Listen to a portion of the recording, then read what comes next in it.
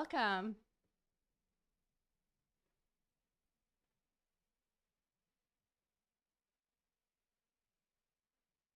I'm here in Toronto hosting live, and I'm joined in Montreal by my co-host and the senior editor at The Breach, Donya Ziaee. Donya, how are you? Hi, Desmond. Here we are, live election night. We've got a lot planned for tonight as we cover this awful, no good federal election. We're going to be speaking to different activists and analysts all night to get their views on the results and talk about what's next after the election. And we'll be joined shortly by our panelist who's on standby, Martin Lukacs. He's the managing editor of The Breach, and he also just published the book on Pierre Poilievre. As we begin tonight with our broadcast, we'd like to acknowledge that people in Vancouver and all across the country are mourning after the massacre in Vancouver this weekend during the Filipino community's Lapu Lapu Day celebrations in that city. 11 people have died and more than 20 have been injured. So, on behalf of our team at The Breach, we offer our condolences to all of those who are mourning and remembering their loved ones this evening. Yeah. With that said, we have a very exciting lineup throughout the evening. We plan to have you hearing from, among others, Indigenous rights scholar Pam Palmater, poet and educator L. Jones, migrant justice organizer Syed Hussan, lawyer and Palestine solidarity activist Dania Majid, housing justice researcher Ricardo Tranjan, tech critic Paris Marx, climate justice organizer Emma Jackson, trade expert Stuart Trew, labor community organizer Mouse Krauter from the West Coast, writer and journalist Luke Savage, and activist and writer Nora Loreto. That's right. And for those of you who are keen to see the results live as they come in, don't worry, we'll feed your need. As you can see, we've got our very own ticker down at the bottom of the screen, and we'll get that updated with the seat counts automatically throughout the night. You probably all know this, but there are 343 federal ridings in the country now. So to win a majority government, a party would need to get at least 172 seats. If no party reaches that threshold, then the one with the most seats will form Canada's next government with a minority. We'll keep you updated on all those results, and we'll let you know as soon as the major outlets call the election. But, we may not be able to offer you touchscreen 3D graphics of the results, but we will have multidimensional political analysis. And we hope that it will put to shame some of the bland punditry you're likely to hear elsewhere. The biggest swath of seats in the country are going to come shortly after 9:30 p.m. Eastern, which is what I guess just an hour and 20 minutes from Yeah. now. That's when the polls will be closing in the central provinces, Ontario and Quebec, the prairie provinces of Manitoba, Saskatchewan, and Alberta, as well as the Northwest Territories and Nunavut. Now, major outlets usually call the government within about an hour of those results coming in. Whether it'll be a majority or a minority government usually gets called a bit after that. So we'll probably know who forms government and then we'll get the details. But of course, everything will depend on just how tight this race ends up being, Donya. Yeah. And whatever happens, we'll be here with you throughout the night until at least midnight. And we'll bring you perspectives that will probably range from sober to determined to maybe hopeful about the possibility of progressive movements to shape the upcoming terrain of political struggle, no matter the outcome of the election. So stay tuned for that. Yeah, we're really glad that you're all joining us. And during this live 2025 election coverage, we want you to know that we actually cannot do anything that we do here at The Breach without you and without your support. So if you want to see more fiercely independent, unapologetically adversarial journalism, please consider sustaining our work. How do you do that? Well, you can go to breachmedia.ca/support. You can also sign up for our newsletter, and you can look for us on your social media feeds, and you can subscribe to our podcast, The Breach Show. And while you're on YouTube right now, you might as well subscribe to our YouTube channel. We've got a great team bringing you regular video explainers, interviews, and much more. So please do subscribe. Feel free to like this stream so that it becomes available for others to see throughout the course of the evening as well. Yeah. All right. I think it's time to bring in our panelist, Martin. Martin is the Breach's managing editor, as I mentioned before, and he'll be joining us throughout the night with his analysis and insights. Martin, welcome to the show. Hey guys, how you doing? Hello. Good to have you. So, Martin, while we wait for more results to start coming in, we've got some results reporting, which will get updated on our ticker shortly. But while we wait for people to finish casting their votes, what's your overall assessment of this election? Yeah, I'm seeing our ticker from our last live. There we go. That's stream. More like it. There we go. Yeah.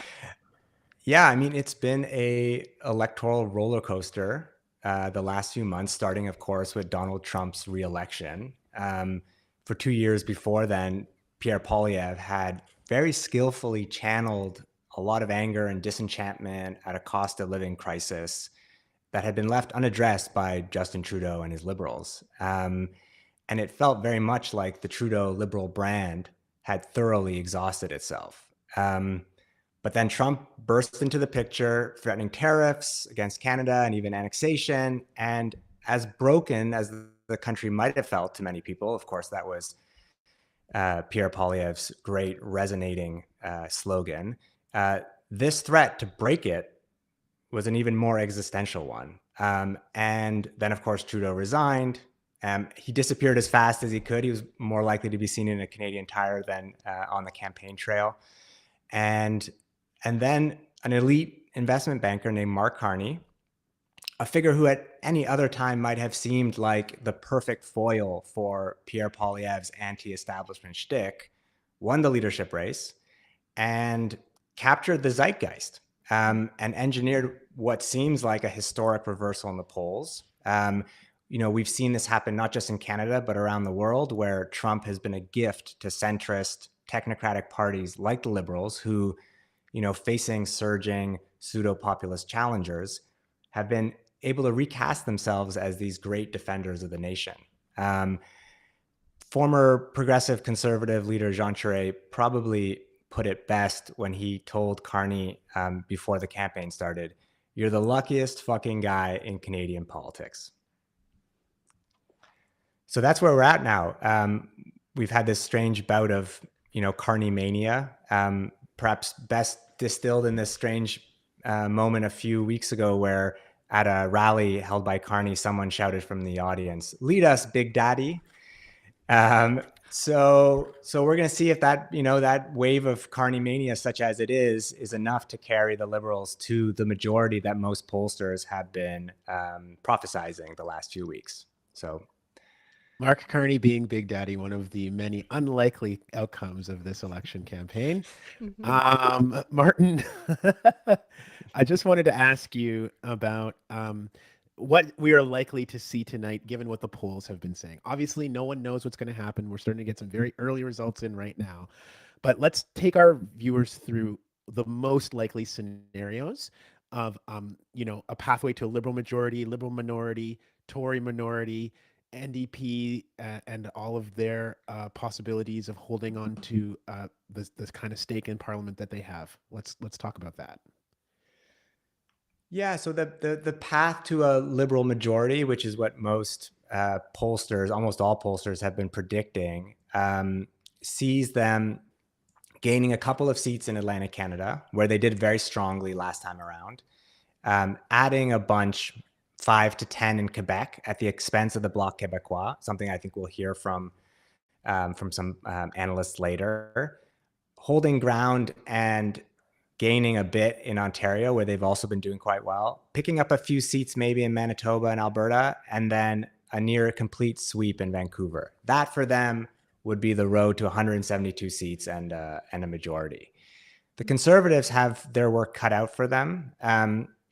They have to defend everything that they have currently in Atlantic Canada, maybe pick up a few from the Liberals, sweep the suburbs of Quebec City, and then really break through in that key area in the 905, where I know Desmond visited earlier in the campaign, and then really pick off a bunch of NDP seats in the prairies and then them to, sweep on Vancouver Island and outperform Liberals in the lower mainland around Vancouver. That would take Conservatives to about 160 seats, not a majority, but maybe a minority government, giving Poilievre a kind of a chance to enter the PMO's office.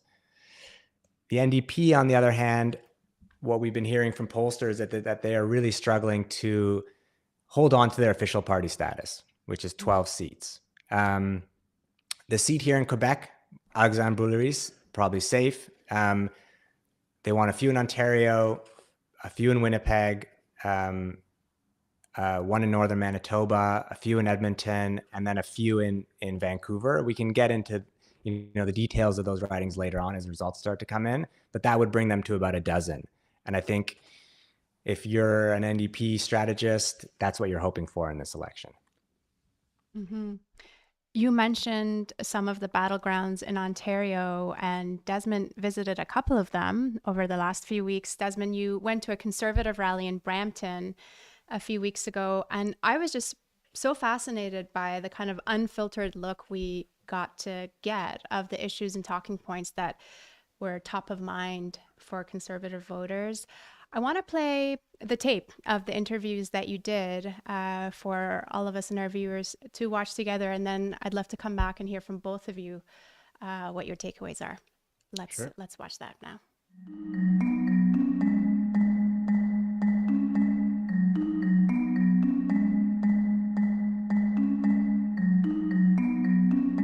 Hey, what's up? This is Desmond Cole reporting for The Breach live from the Embassy Grand Convention Center here in lovely Brampton. We are here at the Convention Center tonight for a rally for Pierre Poilievre and the Conservative Party of Canada. So we're here to talk about the theme tonight of Stop the Crime and to ask people what they're thinking about. So let's see what happens. Why Pierre Poilievre then? Because he has charisma, he's an incredible orator, incredibly knowledgeable, and he has what it takes to be Prime Minister. I have been following him for some time. I like how he speaks. I like his confidence, what he calls his common sense plan to fix Canada. I believe that he is the hope for the next one to get us out of this big problems that happened during the Liberals' reign.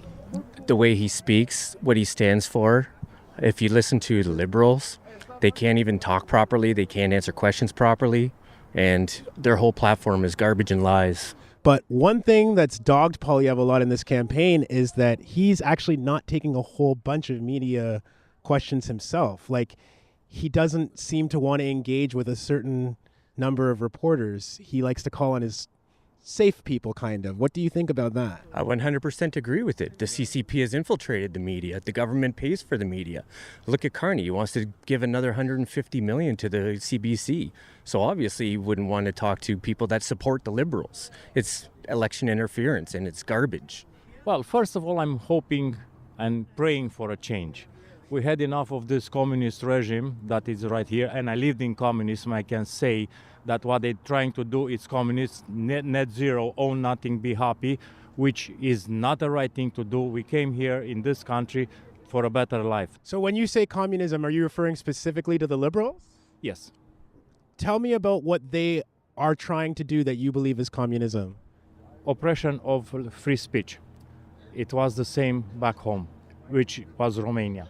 So you're not allowed to have your opinion because you could disappear in broad daylight. There are a lot of people doing demonstrations in this country, demonstrations for Palestine, demonstrations against the police. Pierre Poilievre has been very critical of those people and actually seems to want a lot of them arrested. Do you defend their freedom of expression and speech?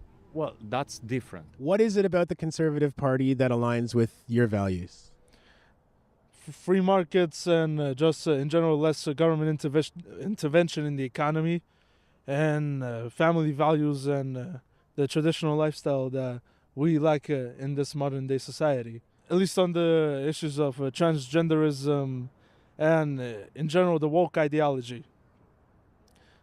Those ideologies have infiltrated the system, especially in the school system. The only reason Trump got on is by because I really believe that people got fed up with the woke. And I'm not against transgender, I'm not against, but it was pushed too much, and people said that's enough. But in my hometown too, you have the drag queens, what is sponsored by the Children Aid Society. This is wrong. You know, why do we need men, women dressed in women's clothes dancing in front of kids? I mean, you're from Europe, right? I am for Europe. I mean, I feel like you should know a little bit about this. The theme of this rally is Stop the Crime. And you've said that you used to live in Brampton and you and your family don't really feel like this is a safe place to be anymore. We need jail, not bail. So when people, when they break into vehicles and they steal them, that they're actually locked out and they're not let out just hours later. Criminals laugh in the face of police officers because they know that they'll be out on bail before that police officer's shift is over. Abolish the catch and release policy.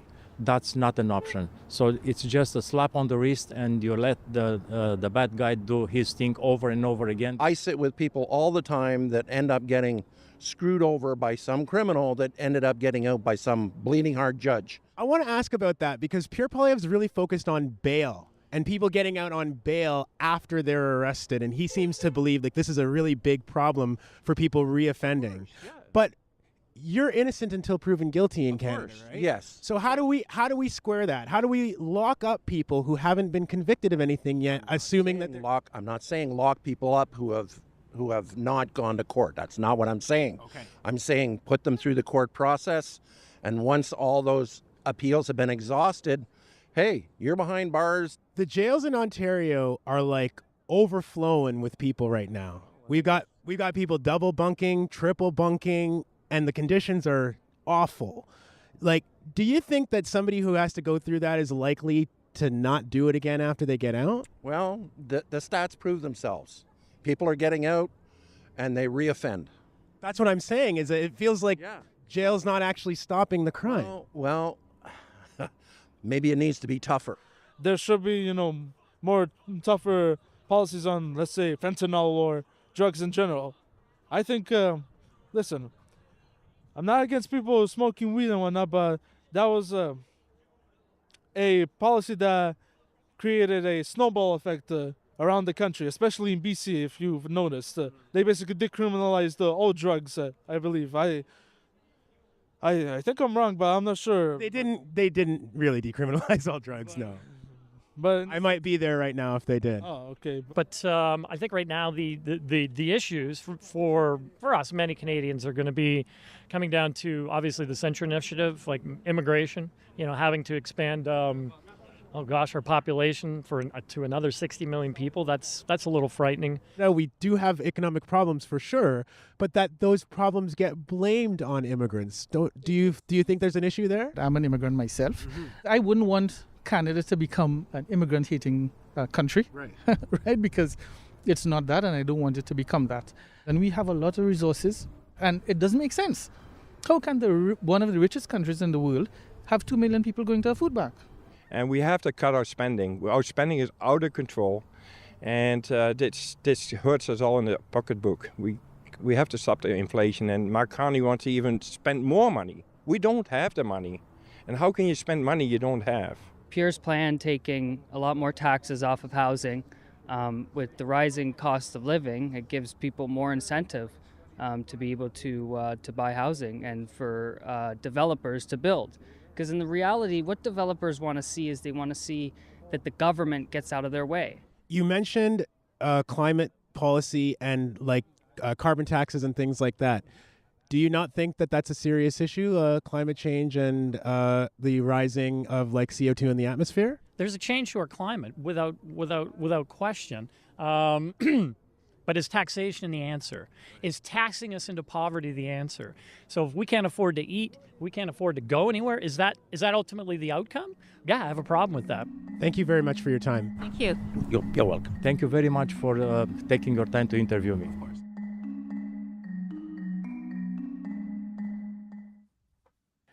Okay, so that was a video of a streeter that I did in Brampton at a conservative Stop the Crime rally earlier on in the campaign.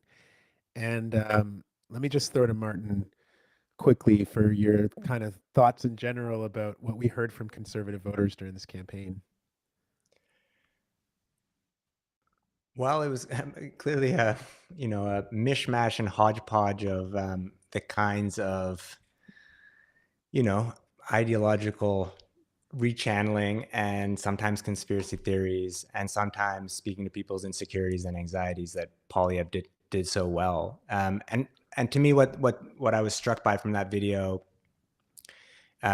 was the enthusiasm for Poilievre, which we've seen across the country at these rallies where thousands, in some cases 10,000 people have showed up. And the question really tonight is, does that enthusiasm carry over into people showing up to the polls? I'd be very curious to see. Just one quick note on that. There was some good CBC reporting about how the Conservatives seem to have exaggerated the numbers. No surprise, I don't think, from some of those larger rallies. So that's just something to keep in mind if everybody's like thinking later, how could they get so many to turn out to these rallies and then not turn them out to the polls? Grain of salt. Martin, you have thoughts on that? Well, who am I to contest what the CBC says? I mean, I saw it with my own eyes. You're the precise person to contest what the CBC well, says. Naturally, yeah. I mean, the photos I saw showed, huge numbers. So yes, I mean, I could see them maybe exaggerating slightly, as all left-wing activists are wont to do as well, as we know from rallies we hold. I guess to me, the question is, it's evident to me that there was a huge amount of enthusiasm. The question is, did that stick to his core base, or did that trickle and bleed out through, more people knocking on doors, more people making phone calls, more people actually showing up to vote, including the younger base of support for Poilievre, which tends not to turn out like the elderly vote does. Yeah. Well, we'll have to keep watching the results as they stream in. As you see right now, the Conservatives hold 9 seats. The Liberals have 22. That's with just a little over 18% of the polls reporting. Martin, we'll end our panel with you here for now, but we'll see you again in a little bit. See you guys soon. Desmond, I'll hand it over to you. Thanks very much for that. And we'll be hearing from Martin throughout the course of the evening. But right now, I want to bring in another guest and a good friend of The Breach. That is Elle Jones, who is a poet, journalist, professor, and community activist living in Halifax, Nova Scotia. Elle was the 5th Poet Laureate of Halifax, and she's also a regular guest on the Breach Show podcast and a familiar face to Breach followers. Elle, welcome very much to election night. How are you doing? Oh, we just got to get your audio, I think. I'm not able to hear you at the very least. Oh, here I am. There you are. You made me mute. Hello, good evening. It's good evening. It's a live show. These things happen. So, we are just very now starting in the last hour and a bit to get some election results coming out from the East Coast. But it's probably too early to say anything about that. So just as somebody who lives in an Atlantic province, can you give me your impressions about how the election has played out in your neck of the country? Or no? Yeah, so if you remember 2015, the Atlantic was the red wave, right, where every single seat went Liberal, and that predicted what was going to happen across the country for Trudeau. So despite the fact that, obviously people are really concentrated on what's going to happen in Quebec, in Ontario, notifications. Can't help them. What's happening here can be a good predictor. So right now we're seeing they're predicting a lot of Liberal seats, and so far that seems to be being borne out by the early returns. So I guess we'll see what happens there. But, I guess the other story is the NDP. I mean, my riding was a traditional NDP riding, Halifax Central, which was Megan Leslie's riding, and then went to Andy Fillmore, who now is Mayor of Halifax, and left that seat. And that seat looks like it's going to stay Liberal, despite having been an NDP stronghold in the past. One of the interesting subplots of this election, Al, has been that Conservatives provincially have not necessarily been seeing eye to eye with Pierre Poilievre, the federal Conservative leader, haven't necessarily helped him campaign, haven't been vocally supportive of him. And we have an example of that in Nova Scotia, in your province, with the Conservative premier there, Tim Houston. So tell us what's been going on with that. Yeah, so Tim Houston released a random commercial that many people interpreted as a campaign ad executed before the body was even cold, right? People are like, he's not dead yet, Tim, So he did this very, like strong produced, like, you know, Tim Houston commercial video. So people are seeing that as a bid for the leadership. The same thing we're also seeing Doug Ford do, which can suggest something about what their internal polls look like. Obviously, you know, they can't be getting a good read internally if they're already, you know, the sharks are smelling blood in the water and already presenting themselves. I think the other thing to think about is, you know, Tim Houston doesn't present himself as like a Poilievre conservative. So he boycotted, Poilievre did a big rally out here in Trenton. Houston did not go.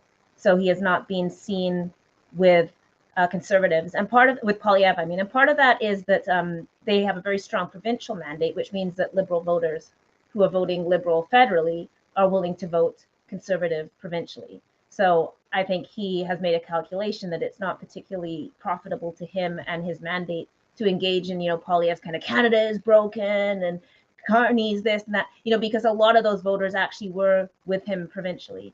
And if we look at how Houston has run, despite, I mean, he's a conservative, but at least rhetoric-wise, he has not engaged in the extremely divisive rhetoric that we've seen Poilievre use. And in fact, of course, when Higgs in New Brunswick really leaned into, you know, the anti-trans, anti-woke, he got absolutely obliterated. So I think, you know, Houston has obviously taken a cue from that and figured out that in Nova Scotia, that doesn't seem to be what is going to be popular. So all of that to say that I think one element is simply that, you know, it's just not the kind of conservatism that he's found to be successful. And he, of course, has got huge victories provincially. I think the other thing we have to think about is like the McKay conservatives, right? That like there's a separate conservative wing out here. Peter MacKay was obviously an extremely powerful member of Harper's cabinet.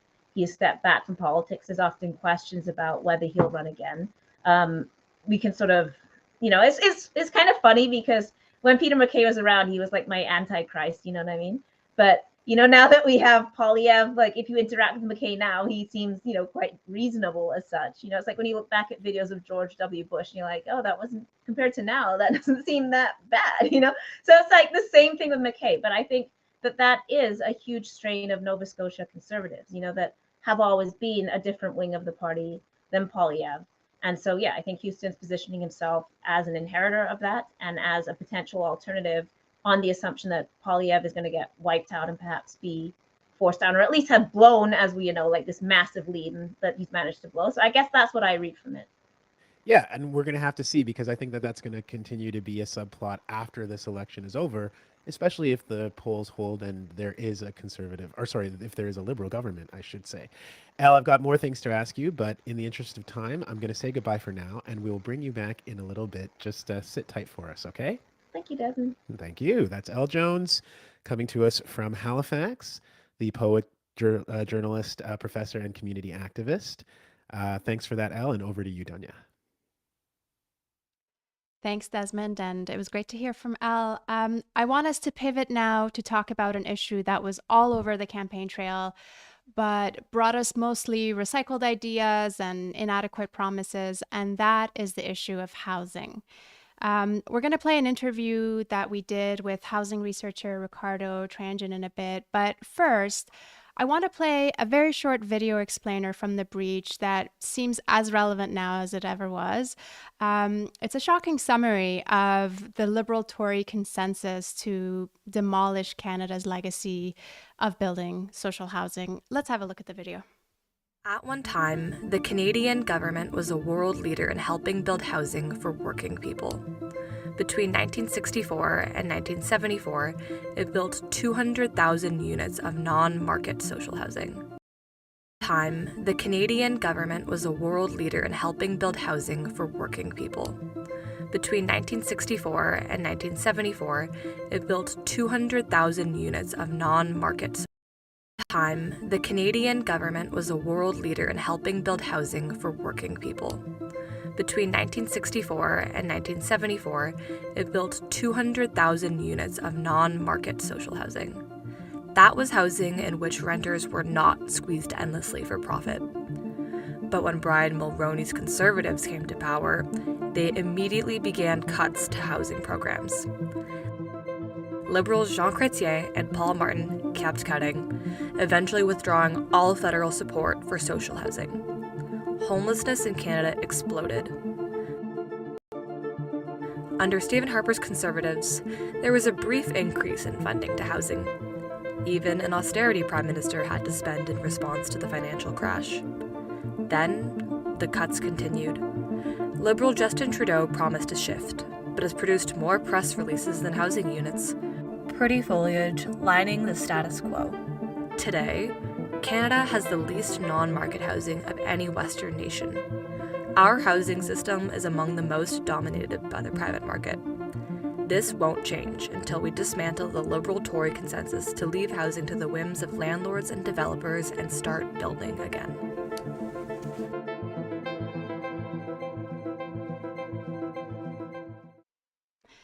Yeah, that was our short video on the legacy of social housing in Canada. I'm sorry about the audio trouble right at the beginning there.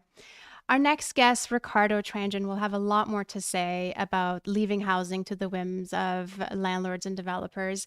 He is a political economist at the Canadian Centre for Policy Alternatives and focuses on rental housing and income security. And he is also the author of The Tenant Class. Desmond had a chance to catch up with Ricardo late last week and hear his thoughts about the election. Here's our conversation. Thank you very much for joining me, Ricardo. My pleasure. So when we look at the housing policies and the platform of each of the Liberals and the Conservatives, I want to start by asking you, who do you feel like they've been each appealing to in their policy, and who do you feel like they've been leaving out? Both platforms put a lot of emphasis in the building of new homes. The Conservative platform has a more general approach of providing supports to private developers and hoping that that will translate not only in more homes, but in more affordability. There were more focus in some cases in low-income tenants, but those were pretty small pieces of the overall strategy. But the overall approach was to provide loans, subsidized loans and other incentives to private developers and hope that delivers. The Liberal platform, there's a little pivot, and we don't know if the pivot is genuine in the sense of acknowledging that that approach has not delivered, or is simply a political maneuver in trying to make Carney distinct from Justin Trudeau. Either way, we can't tell. The Liberal platform talks more about the government getting more directly involved and getting in the development of housing through a new agency that would be created for that purpose, and uses the language of some of the programs we had in the post-World War II period. The problem with that platform is that there's a lot of filling the blanks there in terms of understanding how much of it would actually be public delivery versus public-private partnerships, akin to what we've seen in transit and other public infrastructure that in recent decades has tapped a lot into these P3s, as we call them, public-private partnerships, and they usually don't deliver affordability. But in either case, people who are not being served by these platforms are people who need affordability now, people who need affordability in general, because neither of them are explicit about targets for housing at a particular income range. And overall, we don't hear much about tenants. It's a lot of focus on home ownership. And in general, you know, this idea of we've just got to cut taxes and we've got to get out of the way of the private market and let it kind of build the housing that needs to be built. Who ultimately do you think is served by that approach? That is something that it's a problem with a number of housing policies that we see discussed, not only in the various platforms, but on the day-to-day of housing policy debates, is this assumption that if you reduce the costs, that will translate into lower prices for the consumers. So you know that if you have $1,000 to buy a new bike, right? You know that you have to go out there and find a bike that is 800 and something dollars, right? Because once you apply taxes, that will bring you to the $1,000, which is your budget. So that's what you shop for. But if there's no taxes, you go and buy a bike that is being sold for $999 as a great deal because that's within your budget, right? In the markets, that's one of the things markets do really well, is to adjust to squeeze as much money as possible from the consumers, right? So when we talk about GSTs, when we talk about development charges, when we talk about a number of these other either taxes or fees that are built into the process of building new housing, and we say we're going to remove them, but we're not going to put any other additional measure in place. We're not going to make it conditional to anything. We will just assume that will translate into lower prices. It's a little bit naive. It's based on this abstract notion that the price of a house is based on what is actually cost, which is not. The price of a house is based on what the person selling thinks they can extract from the people buying it. Now, we talked about how renting has kind of been left away from this discussion during the campaign. The NDP is a notable exception among the major contending parties. They've been talking about renting a lot, about large-scale public housing development for sure. But it doesn't look like we're going to see an NDP government here. I think it's a notable, if it's small victory, that the NDP is openly talking about rent controls. So there's two sides to it.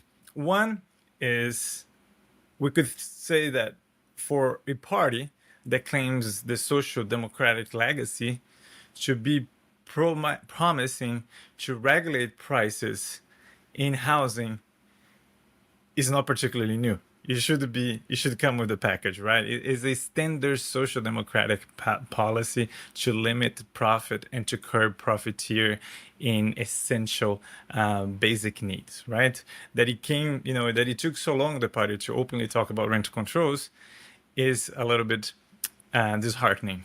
So that's the negative take on it. But if you want to take a positive take on it, and I think it's worth it with NDP to look at the national scale because it's one party, right?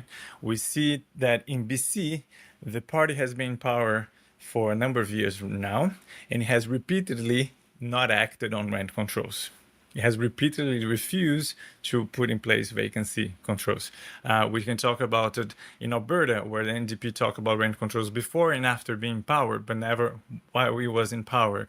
We can talk about Manitoba, where one of the things the new premier promised was to address above guideline rent increases. Very straightforward measure, and has been tiptoeing around it now for months and months, right? The last Ontario election, the party came in with a clear stance on rent controls, full rent controls on vacancy units, eliminate above guideline rent increases, bring back rent controls on units built after 2018. And now we see the National Party taking that stance too. So we know that for NDPers in the room, the main question is what comes after this election, and right. What is going to be the dispute and who is going to raise to the leadership position. And I think it would be really important to pay attention as far as housing goes. What are these legacies? What are, whoever is fighting for that leadership position, where they stand in terms of what should we be doing with housing? Are they in that BC school of thought where we're going to keep really close ties with developers and we're not going to touch rent controls? Are they at this kind of latest wave of platforms where the party is ready to talk about rent controls and it's ready to take a more antagonist position versus private developers and getting there to curb price? I think that's the big questions. And one last thing, just to be fair, the Green Party also has interesting things in its platform about rent controls, about evictions, and so on. That's a fair point too. We also have to consider the absolute lowest rung of housing and precariousness in this country, which of course are all of the encampments that we've seen popping up everywhere across this country. The issue of homelessness, the issue of people who are desperate, who are living outside on our streets, who are really not being addressed by a lot of these policies.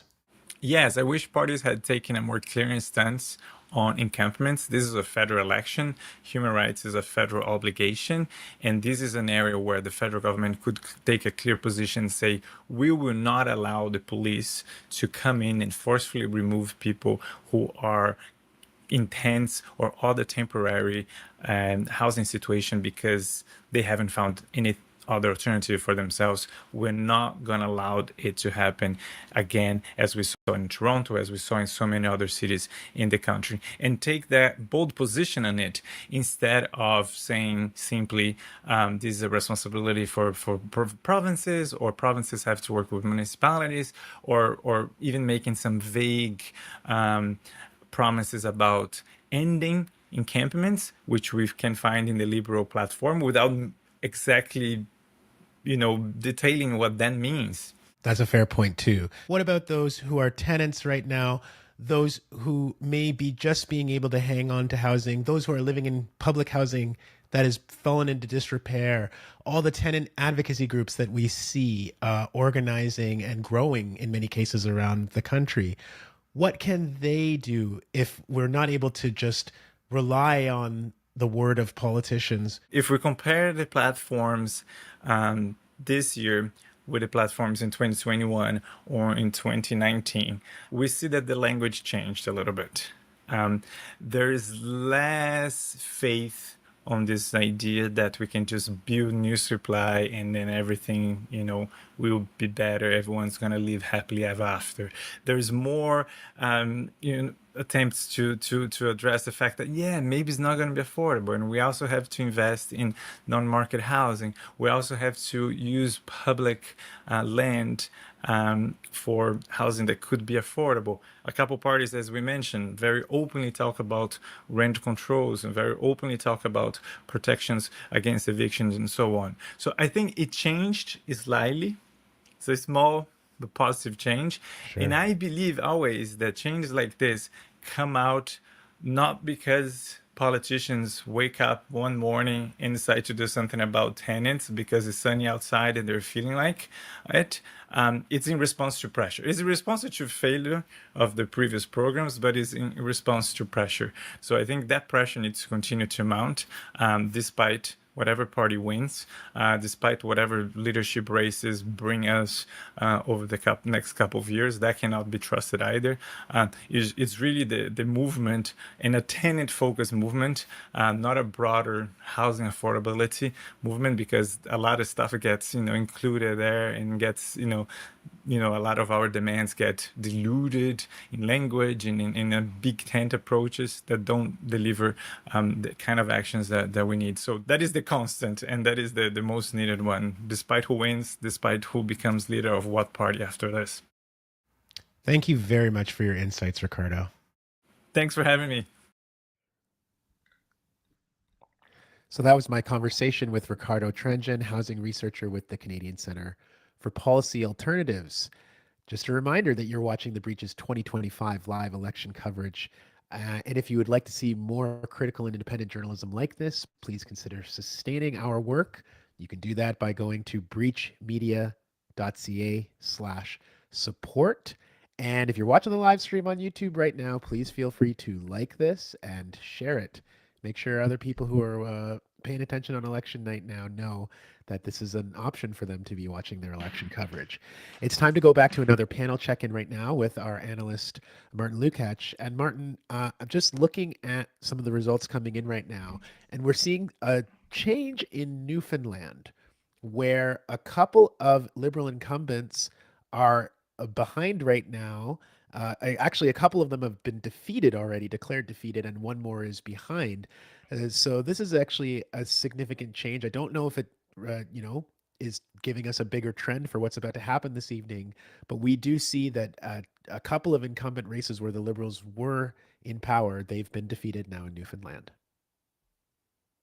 Yeah, and that's the Liberals were hoping for a sweep, a red sweep of the East, and that is definitely not happening. It is a little too early in the night to draw some broader conclusions outside of Newfoundland, like there could still be a lot of advance votes that get counted towards the end. We don't really know at this point if it's urban or rural ridings being counted. And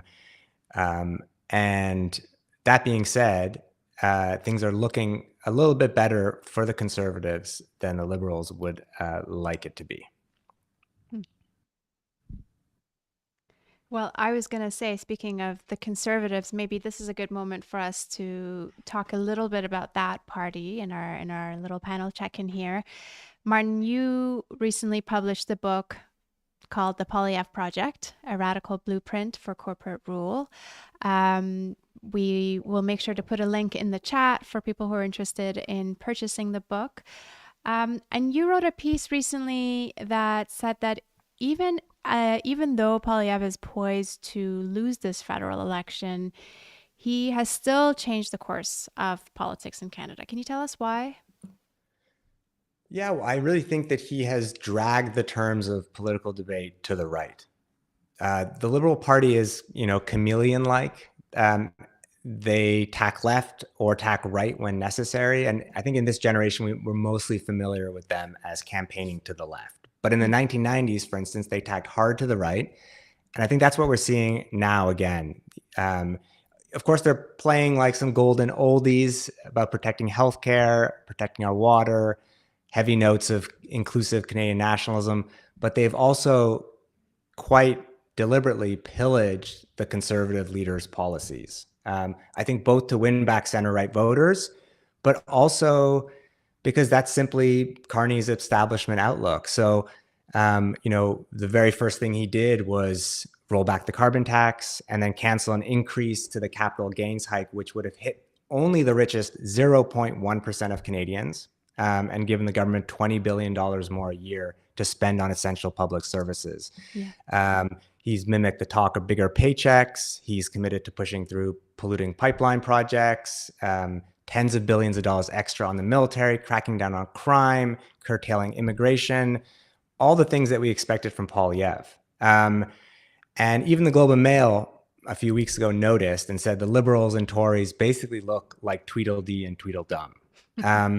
So I really think that while Trump's antics have upended the country's electoral dynamics, I think there's a deeper underlying political dynamic, namely of right-wing parties becoming more successful and more radical as establishment liberals or establishment centrists don't address our fundamental crises. And I think that dynamic is here to stay.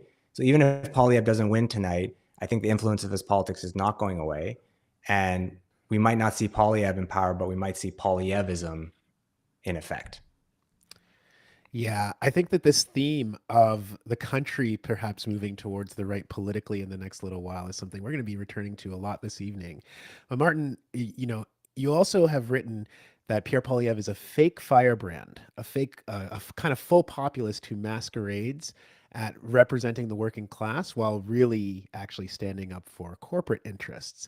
And we have a short video explainer about that from you that lays out this playbook of Pierre Poilievre. So we're going to go to that, and then I'd like to hear more about whether you think he's likely, to keep sticking to this playbook after the election is over. But let's watch the video explainer on Pierre Poilievre's ideology. Pierre Poilievre bills himself a man of the people. There's a comfortable establishment that sits on top and governs for itself. Who's taking on the powerful. We have a government of elites and self-serving snobs who look down on ordinary working class Canadians. Standing up for the working class. Why does the Prime Minister always take from the have-nots to give to the have-yachts? With a penchant for speaking like a popular rebellion leader from 14th century England. To bring the mighty low and make the commoners the masters over the crown. Poilievre is tapping into anger at inequality and the soaring cost of living. Shouldn't our working class be better off today than it was 40 years ago? The system is broken. It protects the privileged. While pointing his finger at the ruling class that is responsible. The elites in Ottawa are just beside themselves. Smacks of the Davos elite at its worst. We don't need elites. Elites. There's just one hitch. Pierre Poilievre has spent his entire political career serving the very elites he vilifies. So what explains his approach? It's called fake populism. When politicians ride ordinary people's outrage against the establishment into office, then hand the keys to the 1%. But don't take my word for it. Poilievre has been consistently clear about his agenda since he was 16 years old. If you want to know where I'm coming from, you have to know where I come from. When most high schoolers were selling burgers, Poilievre was selling memberships for Jason Kenney and the Reform Party. He attended the University of Calgary, where he fell under the spell of Austrian philosopher Friedrich Hayek. Hayek's theory that the welfare state leads to totalitarianism has functioned as a high-minded justification for decades of social cutbacks and privatization across the world. At 19, Poilievre was a finalist in the As Prime Minister I Would essay contest. We asked young Canadians between the ages of 18 and 25 why they should be Prime Minister. Writing that he'd abolish a tax that primarily applies to the investments of the very rich. The abiding issue, of course, is always keep my taxes low, keep my taxes low, taxes low. In op-eds, he applauded Alberta Premier Ralph Klein and Treasurer Stockwell Day after they laid off thousands of teachers and nurses. Elected at 24 years old, he emerged within Stephen Harper's government as the leading enemy of workers' basic rights.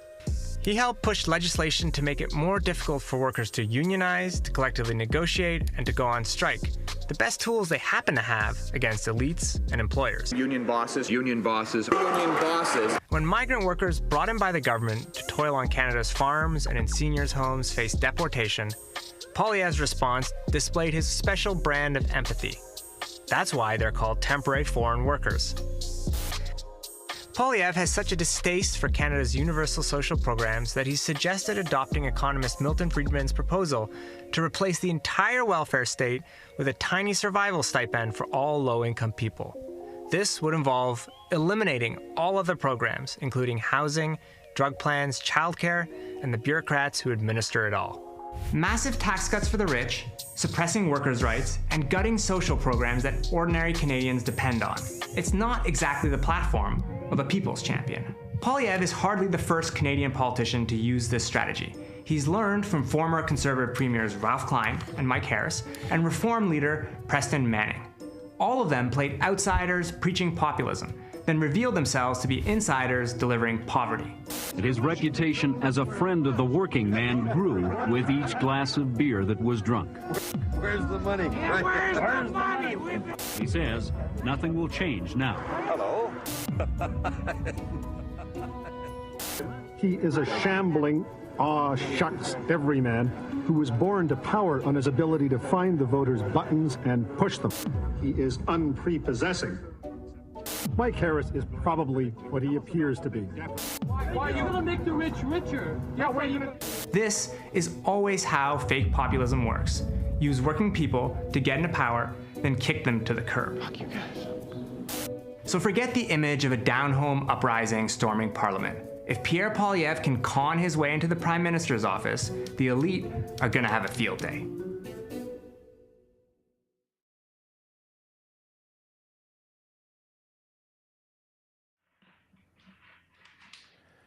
Okay, so Martin, just a question about the fake populism shtick of Pierre Poilievre. What are the chances that this act of his has staying power after this election? I mean, why wouldn't it? You know, with the inequality levels being as obscene as they are, with corporate profits being at record highs, at the cost of living continuing to pinch, you know, so many people in this country who live, you know, half of Canadians living paycheck to paycheck. So I think it's a formula that will keep on giving. And I think if we see Carney win, I think Poilievre, if he's able to stick around as I think he will want to, depending on the results, if they're good enough, will go to town on an investment banker like Carney, who has such an establishment-friendly record.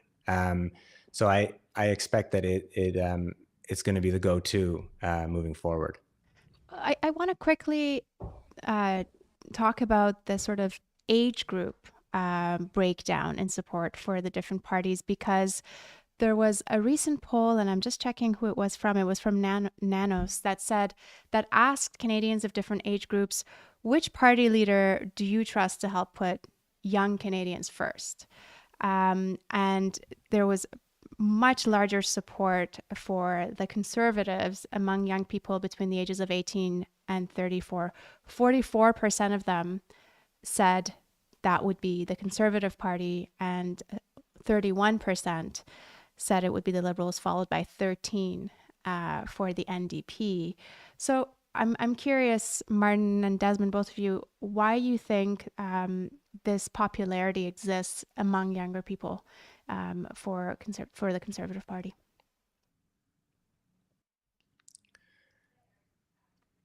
Desmond?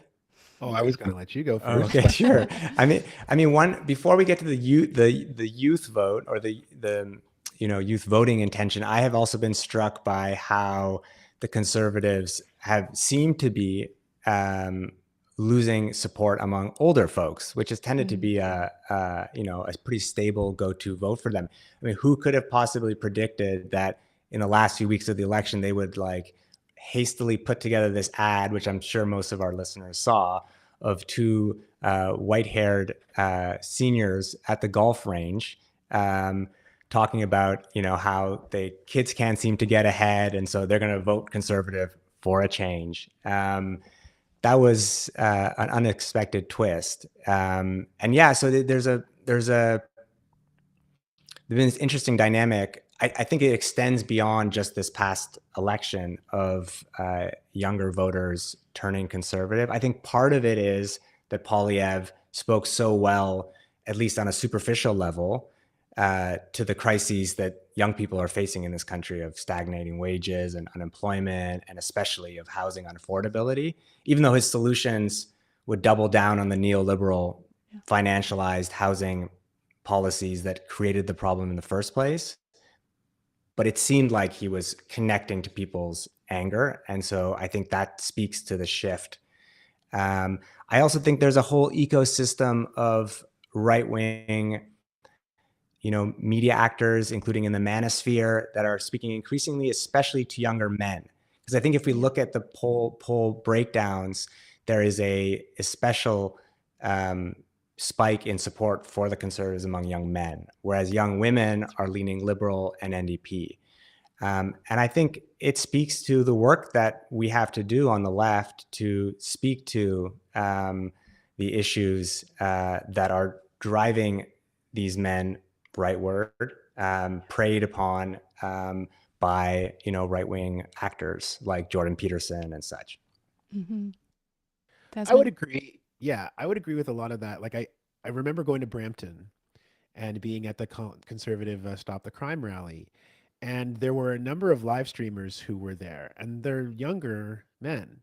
And I remember checking out the pages of a couple of these guys before, and one of them, I think, had like tens of thousands of views for the rally, right? The live stream that he did of the rally that we were also there covering. So I do agree that there's definitely an ecosystem that has been successful. And I think the other part of it is like the Conservatives had the leadership race with Poilievre a couple of years ago, which drew a whole bunch of new members to the party and built a lot of excitement. The Conservatives have had all the momentum for like an exciting new political project and opportunity, not just because they've been leading in the polls, but because they're not the government. And if you contrast them with Justin Trudeau, like I remember this Justin Trudeau interview that he did, and sitting prime ministers in recent years, well, let's just talk about Trudeau. He very rarely did any interviews. Mm-hmm. He was asked, I think, by David Common of CBC, like, why do you need another term? And he was like, we need to continue to meet the moment.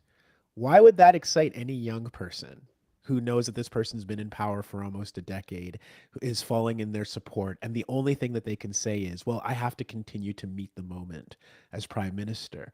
The Conservatives, by contrast, have had a lot of excitement, have had a lot of like talking about things that people can look forward to, as opposed to the Liberals just trying to maintain a status quo. Yeah, well, that's been their whole sell is change, right? We'll have to end our panel there for now, but we'll reconvene soon. We'll see you both soon. Bye for now. I want to shift gears now to talk about one group that has been watching Poilievre's campaign very closely, and that is Canada's homegrown tech oligarchy. Late last week, I had a chance to chat about this with Paris Marx, who is a tech critic and the host of the podcast Tech Won't Save Us. Paris writes the Disconnect newsletter and is also the author of Road to Nowhere, What Silicon Valley Gets Wrong About the Future of Transportation. Here's my interview with Paris. Thanks for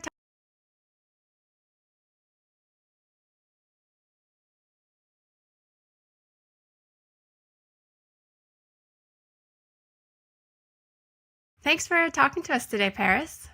Absolutely. Always great to join you. Well, we're recording this on Thursday, so we obviously don't know the outcome of the election yet, but suffice it to say, a Conservative majority is pretty much out of the question at this point. I hope so. But this is not exactly what Canada's tech titans would have hoped to hear either about a year ago when they started to rally behind Pierre Poilievre. Well, we'll talk in a second about what a Carney government might mean for them. But first, can you walk us through how these Canadian oligarchs came to turn away from the Liberals and embrace Poilievre as their ambassador in power? Yeah, absolutely. And I think it's something that's been happening for a while now. Like, I think if people think back to the early days of, say, Justin Trudeau's government, they might remember that, he was positive about Facebook and Google. He was appearing with, say, Google CEO Eric Schmidt at the time because, there was this big project in Toronto to build this big smart city on the waterfront that they were enthusiastic about. He was close with the tech industry, right? And wanted to kind of promote their issues, promote them as a positive kind of future for the Canadian economy, even though they were mostly American companies who, were getting that promotion. Over time, that of course shifted as, the public mood on these tech companies shifted as well, where you had the Liberals not be so close with the tech industry any longer. And in the United States, obviously, there was a shift in the tech industry down there that increasingly went against the Democrats, the Biden administration, as regulations and things like that increased. We saw something not dissimilar in Canada where Trudeau's Liberals moved forward with, the news marketing bill that ultimately really pissed off Meta to the degree that it banned news from its platform, moved forward with the streaming regulations that annoyed a lot of people as well. And, some other regulations there too, the digital services tax that was more focused on American companies. And I think what finally kind of, it maybe was like the straw that broke the camel's back, we might say, was the effort by the Trudeau Liberals to increase the capital gains tax inclusion rate. We know that a lot of these tech figures make a lot of their money from capital gains, and this was something that they've rapidly organized against and seemed to be the thing that took their dissatisfaction with the Liberal Party much more out into the open. And so that was the moment where we really saw this much greater embrace of Pierre Poilievre and the Conservatives that continued for a little while, right? So talk about some of the characters here in the tech industry and what exactly they tried to do to build support for Poilievre. Sure thing. And, I would say the most visible ones are the Shopify executives, right? In particular, CEO Toby Lutke, who is an immigrant to Canada from Germany, I believe, kind of built this company Shopify, which is now one of the most valuable publicly traded companies in Canada, even though a lot of people may not have heard of it, actually. But it is quite influential. And in particular, if we're thinking about like the Canadian tech industry, it would then, of course, be one of the most influential companies in that in that mold, right? And Lutke has increasingly been embracing the kinds of politics that we see south of the border in Silicon Valley, opposition to certain forms of immigration, in particular migrants and things like that, openness to healthcare privatization, a number of, the policies that we expect from the political right.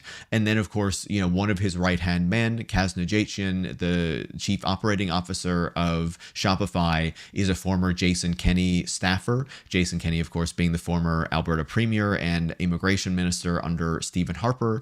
And he also, is one of the people behind this right-wing media organization, if we want to call it that, called True North, that pushes out, very right-wing perspectives.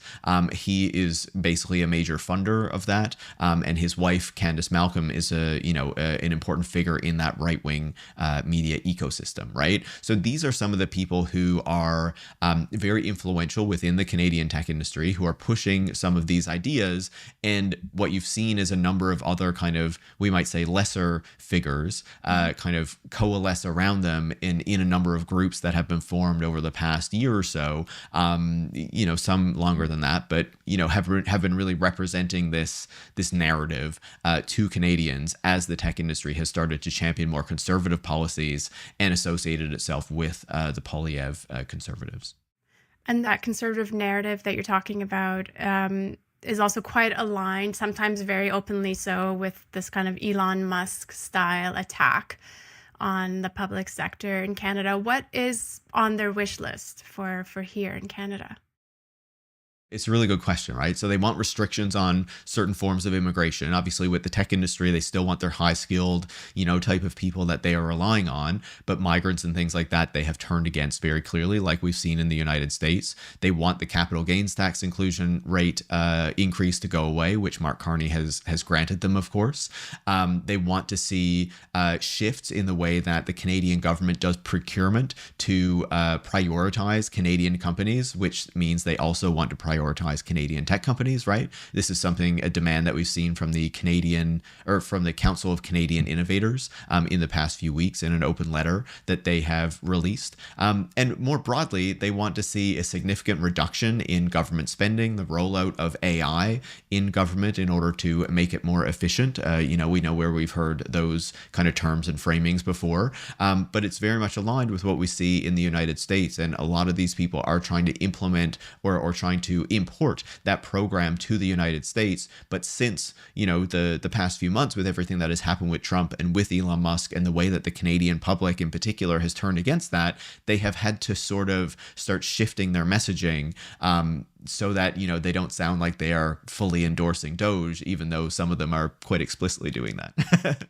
What I also find really interesting is that the very same forces that these tech leaders idolized in Canada, meaning Trump and his alliance with big tech, are the same people responsible for basically torpedoing the Canadian election and taking away the electoral fortunes of the guy that they all rallied around.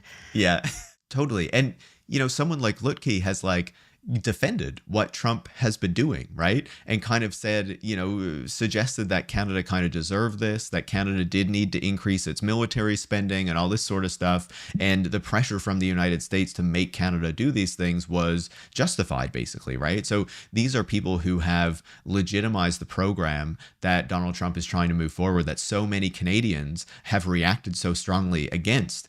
Though you've also said that even if Poilievre loses, this won't necessarily be perceived as a bad outcome if Carney wins.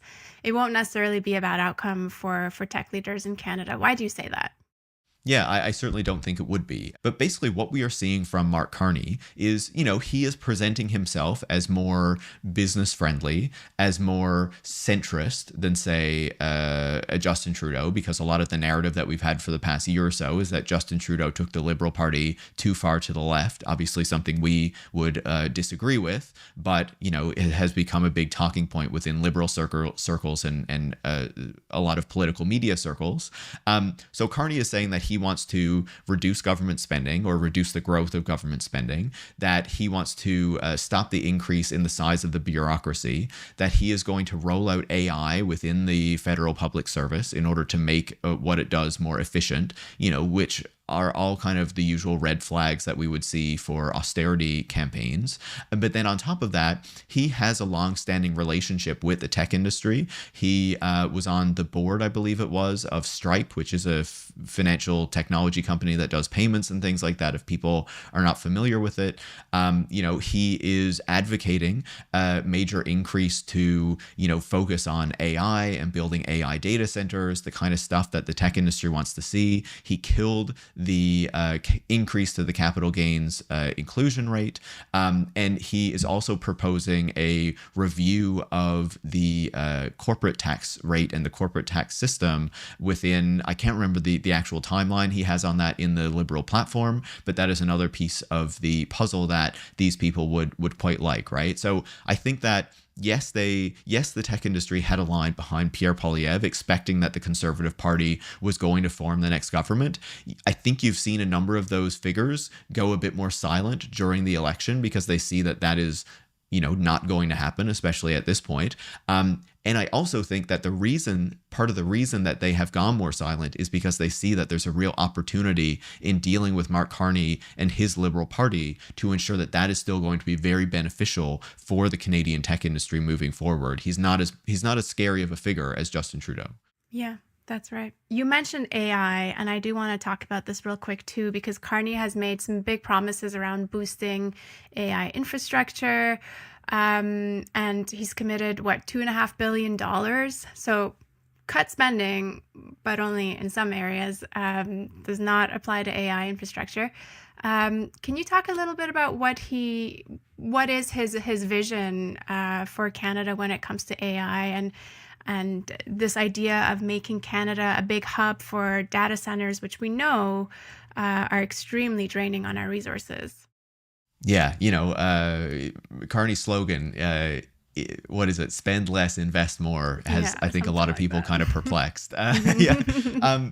But one thing I would say is it was really interesting a few weeks ago. Eric Schmidt, again, I brought him up earlier, former CEO of Google, not doing that any longer, was in front of a Senate committee just a few weeks ago talking about how Canada could be a great place to locate a lot of these AI data centers because of the energy resources that it has available, right? The international tech industry is looking at a potential opportunity there, the US tech industry in particular. And what we have seen is obviously Mark Carney rolling out this plan. The Trudeau Liberals were also rolling out policy measures to try to attract data center construction. We know that there is a significant environmental impact that come from these data centers, and that the tech industry has already been significantly ramping up the number of data centers that they've been constructing. So, there's a lot of energy that is required for these things, a lot of water in order to use for cooling, keeping all these computers, these thousands of computers within these facilities cooled down so they don't overheat. On top of that, there's also all the computer components that go in there, the graphics cards and all those things that require a lot of minerals to be mined in order to create them, right? This is a piece of the puzzle that is often not considered. And, for what benefit? Certainly there is a lot of hype around AI right now. The companies are making money and seeing their valuations go up. There are already questions as to whether that bubble is going to start bursting sometime soon. But is this really what we want to be betting the future of part of the Canadian economy on, or really kind of buying into these false promises about what these tools can potentially deliver to us, particularly when we're looking at rolling it out in the federal public service or in the delivery of other public services to Canadians? There are many examples around the world where AI tools have been rolled out in service delivery and resulted in, really horrible, outcomes for people who are seeking visas and immigration, for people who are dealing with the welfare system, for people who are dealing with healthcare delivery. There are a lot of red flags here that I think once, the Carney government is sworn in, and we'll see if it will be a minority or a majority, that we are going to have to stay very laser focused on to make sure that the potential harms of these technologies are not realized and subjected, and that Canadians are not subjected to them. So, it's great that the Conservatives don't seem to be forming a government, but that's not to say everything is rosy and we just need to let Mark Carney and the Liberals do whatever they want. We'll end it there, Paris. Thanks so much for joining us. Absolutely. Great to speak with you. Appreciate having you.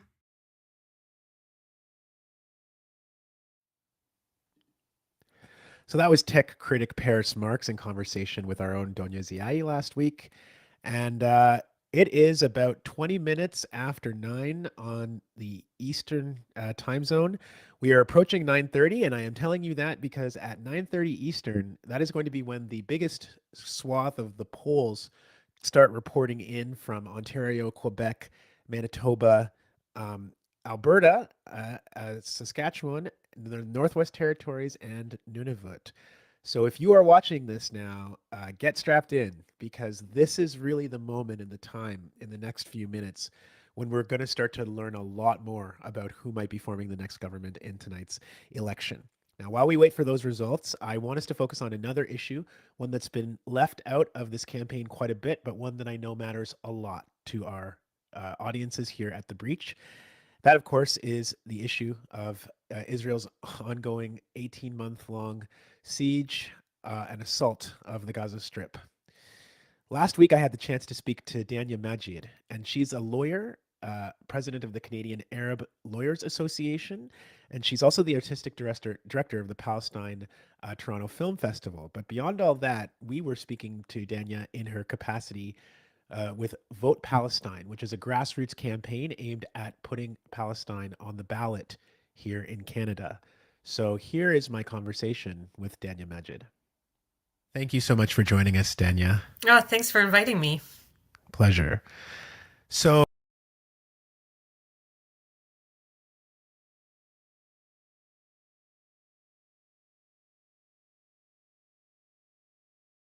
joining us, Dania. Oh, thanks for inviting me.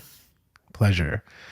So first, I want to ask you, of course, about Vote Palestine, which is a nonpartisan campaign pushing Palestinian rights and freedom during this election that we've been going through. And we know that the campaign calls for a two-way arms embargo on Israel, the recognition of a Palestinian state by Canada, and the end of Canadian involvement in illegal Israeli settlements, among other things. So I want to ask you, how many candidates have signed on to Vote Palestine, and what can you say about the effort involved in getting those endorsements? So we're well over 330 candidates who have signed from all the parties except from the Conservative Party, but across the coast to coast. And we have been getting a lot of interest and excitement from candidates and people in the ridings. Vote Palestine created resources, created the unified demands, and at the end of the day, it was people in those ridings who went out and asked their candidates to pledge. And that's how we ultimately ended up getting this many pledges, because people in those ridings said, Palestine is important to me. They want to see Canada do better, and said, told the candidate they will not only support candidates that support Palestine. You mentioned that the Conservatives wouldn't respond to requests about this campaign, but there's also been a lot of silence on this issue in general from the Liberal Party of Canada. And we know that some MPs and candidates have nevertheless signed on. So what do you think led those who did take the plunge from the Liberal Party to do so? Like, what can we read into that? Well, one thing that we read is that many of the candidates have been very responsive to, again, people in their local ridings demanding that they sign. When we ran Vote Palestine the first time around, we had 0 Liberal candidates who endorsed. So this year we're closer to 23. I think many candidates, especially incumbents, have heard how important Palestine is for their constituents, and they want to reflect that and show that they are going to represent those interests if elected. And they knew that if they didn't, that people would not vote for them. One thing that we have taken from this is that Palestine is becoming more of a mainstream issue. It's becoming very diverse. We've had, we haven't talked about the endorsing organizations, but we've had over 300 endorsing organizations that are not Palestinian. Cross-sectoral organizations who've also demonstrated that Palestine is an important issue to them, whatever the issue may be. And I think what we are seeing from the Liberal Party is that they can't ignore this anymore. And that people have really showed up, especially people in the ridings, have showed up to constituent offices, to campaign offices, and said, endorse this platform or we won't support you. And, I think the candidates, particularly the Liberal candidates, are starting to hear and respond to that. Palestine is not the liability they thought it once was. They realize now that they cannot be a representative for their community if they don't stand up for this issue, and they are starting to. Now, over the last 18 months, the broader conversations about Israel and Palestine and the siege on Gaza have been a huge part of our public conversations in this country, and yet so little from the actual election campaign. This is despite the fact, though, that, as you're saying, there's been quite a shift in Canadian public opinion. Why do you think that this has not translated during this campaign into Palestine being more of an election issue? One thing that I will say is that we have seen Palestine probably as one of the most prominent federal election type campaigns out there. So while it may not have been seen in mainstream media as much or within the talking points of the leaders at the party level, we have seen it come up in debates that are happening within the ridings. So all candidate debates in the riding, people attending those ridings are are ensuring that it is a question that it will be asked. Even in the federal debate, the all leaders debate, Palestine still managed to make its way in there, and that's because people wrote into the commissioner to insist that it be a question asked, and it still found its way, even indirectly, even if a question wasn't asked. We are seeing Palestine on every, lamppost in communities across the country. So it might not have galvanized all the way up to the mainstream media, but at the local level, including local media is even talking about the Vote Palestine campaign. And so we don't want to lose sight of those local successes because, the mainstream institution hasn't been talking about Palestine. Donald Trump and tariffs has really taken up the majority of the discussion around, around federal policy and reaction. And this is how leaders or the parties are being weighed, is via their response to Trump and tariffs. Yeah. And this has really left very little room for not just Palestine, but all the other social justice issues we are pushing on. And they've kind of become a footnote in comparison to this discussion around tariffs and Trump. Speaking of Donald Trump, the Conservative campaign, released very close to the end of this campaign, has a line in it about woke ideology, whatever that is supposed to mean, and funding for research on university campuses. As faculty yourself, I wonder, do you think that that is a nod to what we've seen in the United States with the attempts to restrict funding to universities that are not sufficiently pro-Israel for the government? I mean, it's been really striking, but not unexpected, even before the election has been called, to see the Conservative Party really reflect the policies and positions coming out of the United States. So, and actually, I shouldn't just say just the Conservatives, because we also saw Anthony Housefather, who is a member of, is a Liberal MP, also demand similar things of, reflecting the counterparts in the US around universities. And he eventually was given a role by former Prime Minister Justin Trudeau in that respect, to guard, to hold universities account on what they believe to be anti-Semitism. What we see from the Pierre Poilievre campaign is really almost a step-by-step, alignment with Donald Trump on universities, on anti-woke ideologies. And what we know from the United States, anti-woke has been largely classified as pro-Palestine or trans. And I mean, and then sort of all the other groups are in there very much as well. Attacks on DEI, deportations. We've heard Pierre Poilievre and his party talk about deporting people who, again, pushing forward these ideologies. So the alignment is very striking. And this has been his position even before the election has been called. And it's something, we should all take seriously, whether, regardless what your views are on Palestine, we should take these pledges, these promises very seriously, because as we're seeing in the United States, it stands to erode our rights as individuals and make us exceptions to our charter rights around free expression. Finally, Dania, let's talk about Mark Carney, who is the favorite to prevail in this election. There was an interesting moment where he seemed to acknowledge at a campaign event that an arms embargo on Israel was an appropriate response to Israel's violation of a ceasefire agreement with Hamas. Somebody shouted out at him in the crowd about the violence that was happening, and he said, well, I know that's why there's an arms embargo. Now, I want to clarify that Mark Carney said afterwards that he didn't actually hear what the person shouted out. His answer seemed to reply directly to what they were saying, though. So I'm just going to ask you, do you think that Mark Carney can be pushed, if he becomes prime minister again, to take stronger action against Israeli aggression in Gaza than Trudeau did?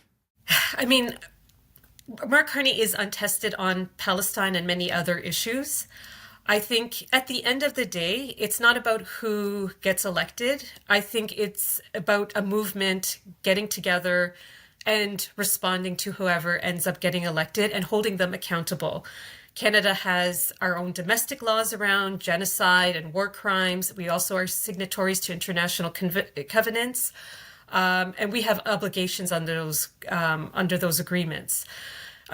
So as a movement, as a social justice movement, at the end of the day, these are elected representatives. They are supposed to represent us, and we need to continuously push them, whether they want to or not.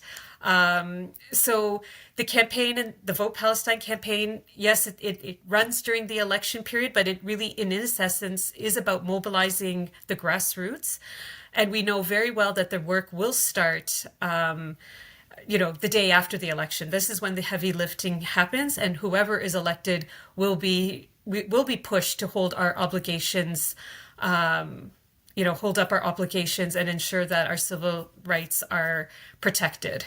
I think that's a great place to end it. Dania, thank you so much for your time and your work. Thank you so much for having me. All right, that was lawyer and Palestine solidarity activist Dania Majid. You're watching The Breach 2005 live election night coverage. Please support our work so we can do more of it. Go to breachmedia.ca/support. You can become a sustaining member. You can also sign up for our newsletter and look for us on your podcast and social media apps. All right, it's just after 9:30 p.m. Eastern, which means polls are now closed across a number of provinces. That's Quebec, Ontario, Manitoba, Saskatchewan, Alberta, the Northwest Territories, and Nunavut. And it's as good a time as any to reconvene our political panel. Welcome back. I do want to say one thing real quick. I'm just People have chuckling been when you call us asking. a political panel. For those who are wondering what that polls reporting number is, that is not the total number of polls that have come in. That's the percentage of votes that we have from the closed polls. And so, so far we've had the Atlantic polls closing, and now just the large swath that I just told you about. Of those polls, that percentage is reporting. So hopefully that clarifies it for anyone who's wondering what that number means. All right, political panel, here we go. I want to talk about Mark Carney, who's been the front runner for this entire election. Martin, what do we know about this man who is likely to become our next prime minister at this point? When we were off air, Desmond and I were just chuckling about how tense our bodies feel. I'm starting to get some major crinks in my neck and shoulders. Definitely feeling the tension of the night. Desmond, how about you? I blame Mark Carney. This is all his fault, obviously. Well, not much has been blamed on Mark Carney to date. He has been presented as this confidence man, and the establishment media has really woven this story about a newfangled politician who's basically supposedly ready-built for crisis. And as we all know by now, Mark Carney was the governor of the Bank of Canada during the 2008 recession. Then he was the governor of the Bank of England during Brexit. And for almost a decade and a half now, the media has been basking Carney in adjective-heavy praise. He gets called an economist of easy charm and probing intelligence, and so on and so forth.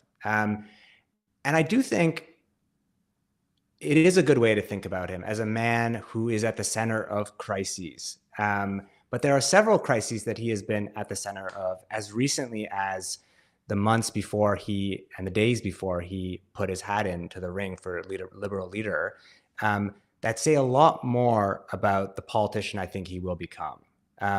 Because he has managed the crises of inequality and housing and the climate crisis in a way that has benefited one class, the few who own and leverage their incredible wealth at the expense of the many.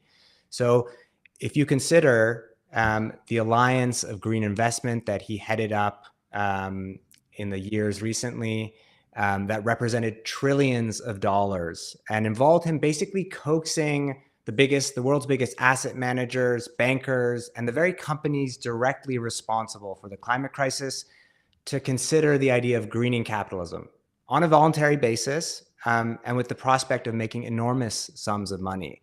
And the whole enterprise which represented trillions of dollars, was basically an exercise in greenwashing and stymieing momentum toward the kind of regulation and taxation that would genuinely rein in the behavior of planetary destruction by these companies.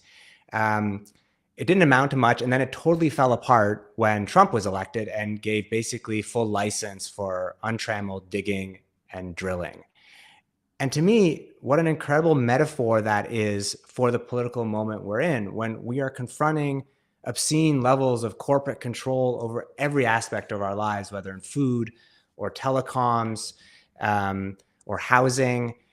And here's a man who has always chosen to have faith in the private market, in private companies, to solve the very problems that they created in the first place.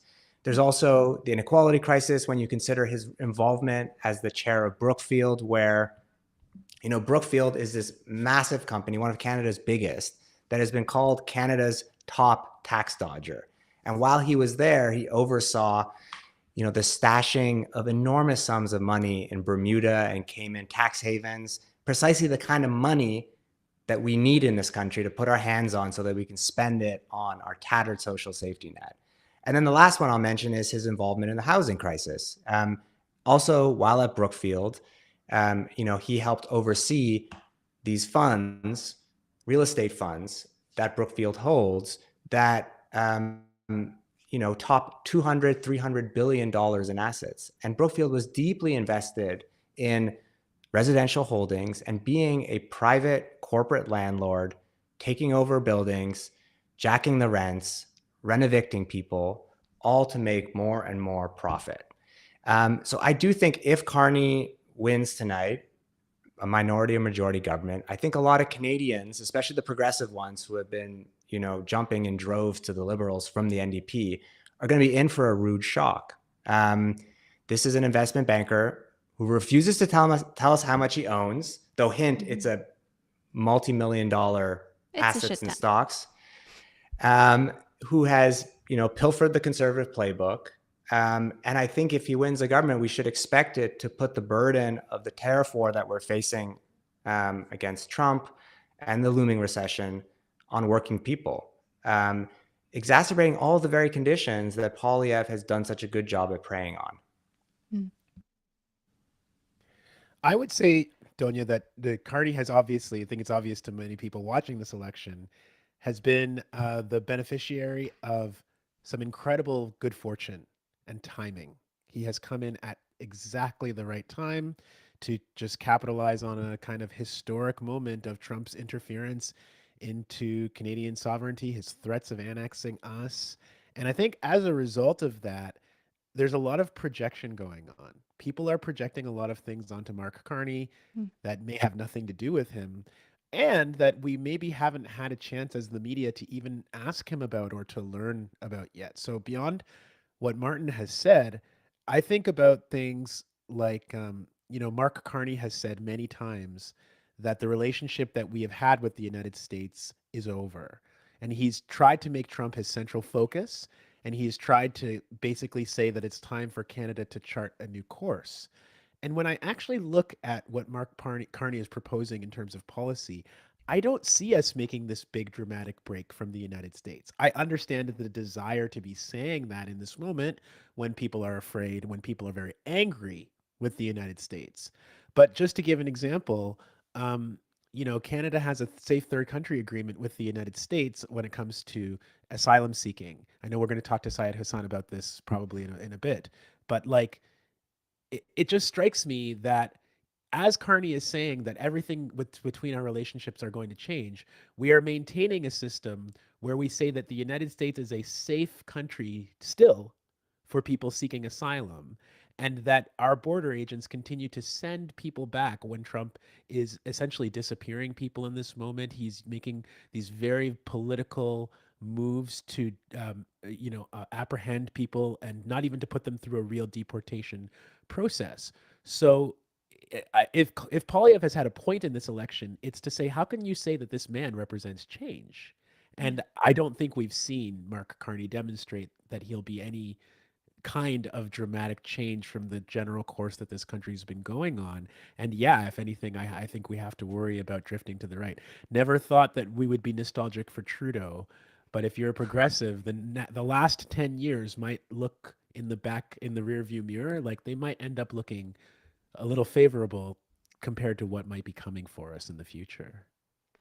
I think you're right, Desmond, that on immigration, but on so many issues, when it comes to our relationship with the United States, if Carney wins, I think we're more likely to see him, despite his rhetoric, negotiate increasing integration into the United States, whether on military or economic terms. And I think that has been the overarching agenda of the corporate elite in this country for 30, 40 years, because it's immensely profitable for them to reduce the standards that we have been able to win in this country when it comes to working rights, labor conditions, environmental policies, as in some cases shoddy as they might be, not nearly as shoddy as they exist in the US. And I think, the sign that we saw from in the last few days of the election, where it came out that he had understated just what Trump had said in their single phone call during the campaign, is an indication to me that he is trying to underplay just how accommodating he might be to Trump. Yeah. I want to point out one thing to our viewers real quick, which is that we will be updating our ticker, which right now is not showing you the latest numbers that include some of the polls that have been coming in from those major provinces we just spoke about. So the Liberals are actually at the moment at 41 seats. The Conservatives have 31. The Bloc has 12. And the NDP has nabbed 2 seats. We'll try and fix that for you as quickly as we can.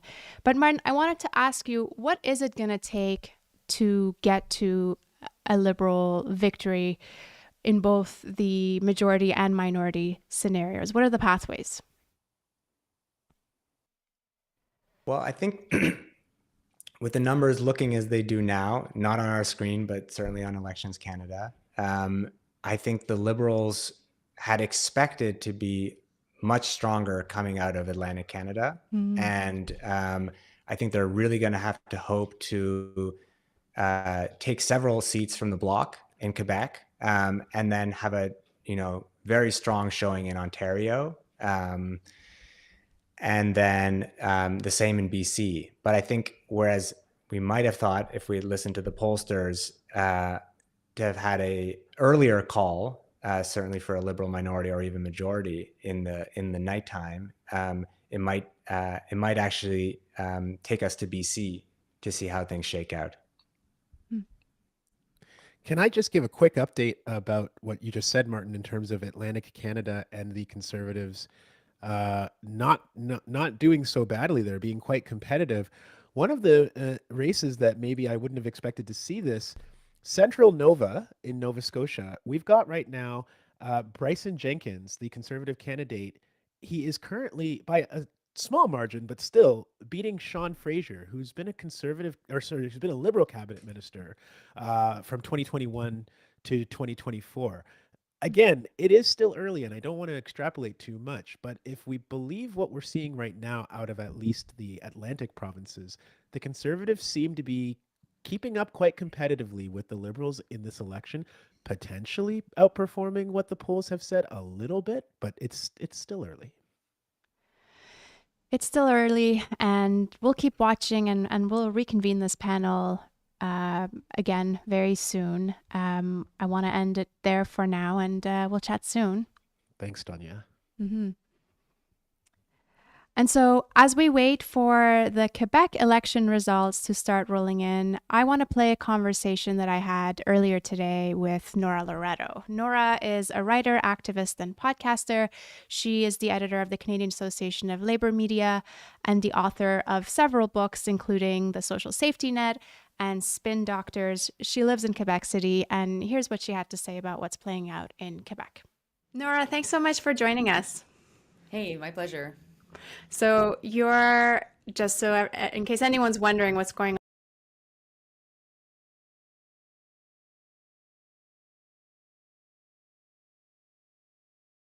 Thanks so much for joining us.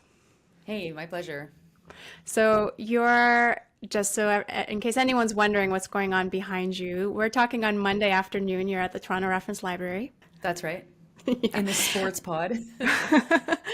Thank you for taking the time. And by the time this interview goes to air, we're likely going to be looking at a whole lot of votes rolling in for the Liberal Party in Quebec at the expense of the Bloc Québécois. Can you tell us how a guy like Carney, with such poor French, managed to pull off something like that? It is so interesting. You know, I was with a friend of mine last week who's always voted Bloc and works for the government. And that's a real, like, that's where you're going to find Bloc voters, is the civil service. And he was like, I almost voted Liberal this time, but I'm friends with the Bloc candidate, so I couldn't vote not for my friend. And I think his perspective is very indicative of where a lot of Quebecers are who usually would support the Bloc. You know, voting Bloc is a protest against, like, Canada. It's a protest against the federal government. It's recognizing that Quebec is unique. And I think that with these attacks from the United States, especially given how preoccupied Americans are about Trump, I think Americans are more paying attention to Trump than Canadians, and there's like no Quebecers who are like pro-Trump. I think it's really worried people, and they want to have some sort of, linking arms with the rest of Canada to defend this territory from the United States, because, you go with the devil, you know how to fight Canada. You don't know how to fight Trump. Well, I'm wondering about this because I wonder what this tells us about where support for Quebec sovereignty and nationalism is at the moment, because provincially, I understand that the Parti Québécois, the Nationalist Party, has remained at the top of the polls for more than a year. But when it comes to the federal level, that hasn't seemed to stop the swing to the Liberals. What's going on there? Well, I think it's always a mistake, and people, regardless of where they are on the question of sovereignty, make this mistake to assume that popularity for the Parti Québécois is popularity for sovereignty.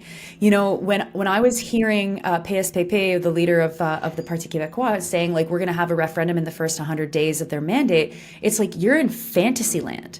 Like, the Parti Québécois is popular because the CAQ has taken a nosedive, the governing party of Quebec. And there's sovereigntist popularity, it ebbs and flows, and it is certainly in an ebb right now. And it's been in an ebb for a long time because Quebec politics and Quebec's governing parties have not been strong parties that you would want to say, yeah, I want them leading the country, the new sovereign country of Quebec. Not to mention that sovereignty is always very tenuous. I mean, you get a solid base of a third of Quebecers that are in favor of it. And then probably the next third are really like, maybe that would be better, maybe not. Those are people that will probably vote Parti Québécois, but clearly what we're seeing also have no problem voting Liberal if they need to. I mean, that's the other piece about Quebec as well, is that Quebecers are extremely pragmatic when it comes to elections. They're dreamers 99% of the time elsewise, but when it comes time to vote, it's like, let's be practical about this. And I wrote an article about what this means for the sovereignty movement, and I do think that it's a crisis for the sovereignty movement to not be the home of people's popular support in a moment of crisis. And trying to sort through that is going to be, I think, really, really tough. And people are going to have to ask some difficult questions because, in my mind, as someone who is a Quebec sovereigntist, I do support Quebec sovereignty. Like, to see people instantly go, oh, actually, wait, Trump is attacking us, let's go Liberal. It's like, this is not a real movement. Yeah, it's interesting that they would, as you say, run into the arms of Canadian nationalism as opposed to a progressive kind of Quebecois sovereignty. Yeah, it actually poses an existential crisis.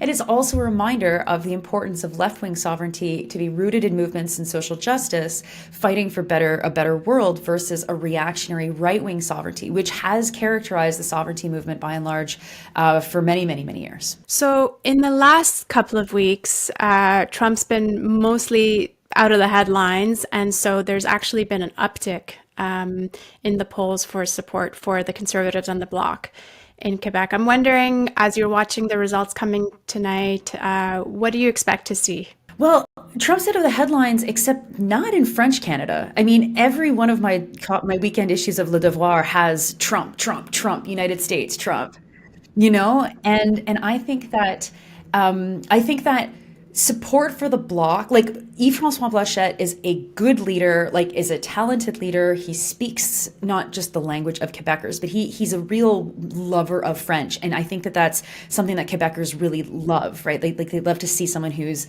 passionate about Quebec and the French language. And he's run a good campaign. But I think that this moment of like, oh my goodness, Quebecers are going to the Liberals to save Quebec. Like, we're going to see Liberal seats, I think, where we probably expected to not see Liberal seats 3 months ago. I think the Bloc won't do as badly as we're expecting them to, and then the wild card is the Conservatives, and specifically the Conservatives, basically north and south of where I live. So south in the Beauce, and Lévis and Bellechasse, and then around the northern region from Portneuf all the way over to the Charlevoix. If the Conservatives retake Limoilou-Beauport, which is one of the downtown ridings attached to a suburb, that will be very interesting because they had that riding in 2015.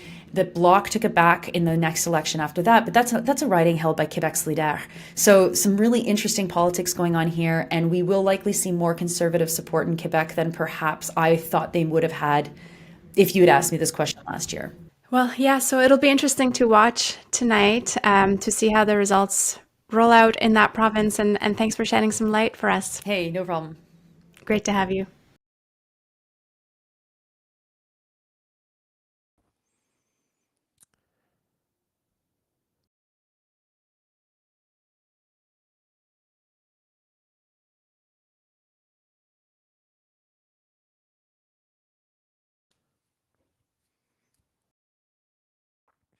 All right. We seem to have trouble connecting with Desmond there. That was writer and activist Nora Loreto. She was joining us, from Toronto, but she is based in Quebec City. So if we could loop in Pam Palmater and Desmond now. Pam Palmater is our next guest. She is no stranger to breach followers. She's a Mi'kmaq lawyer, professor, writer, and a member of the Eel River Bar First Nation. She is the chair in Indigenous governance at Toronto Metropolitan University, a regular media commentator, and the author of several books, including Indigenous Nationhood and Warrior Life. In a second, we're going to connect to Pam and Desmond. We're just looping them in. Welcome to our live show. There we go. Thank you so much, Donya. And hello, Pam. Good evening. I sure can.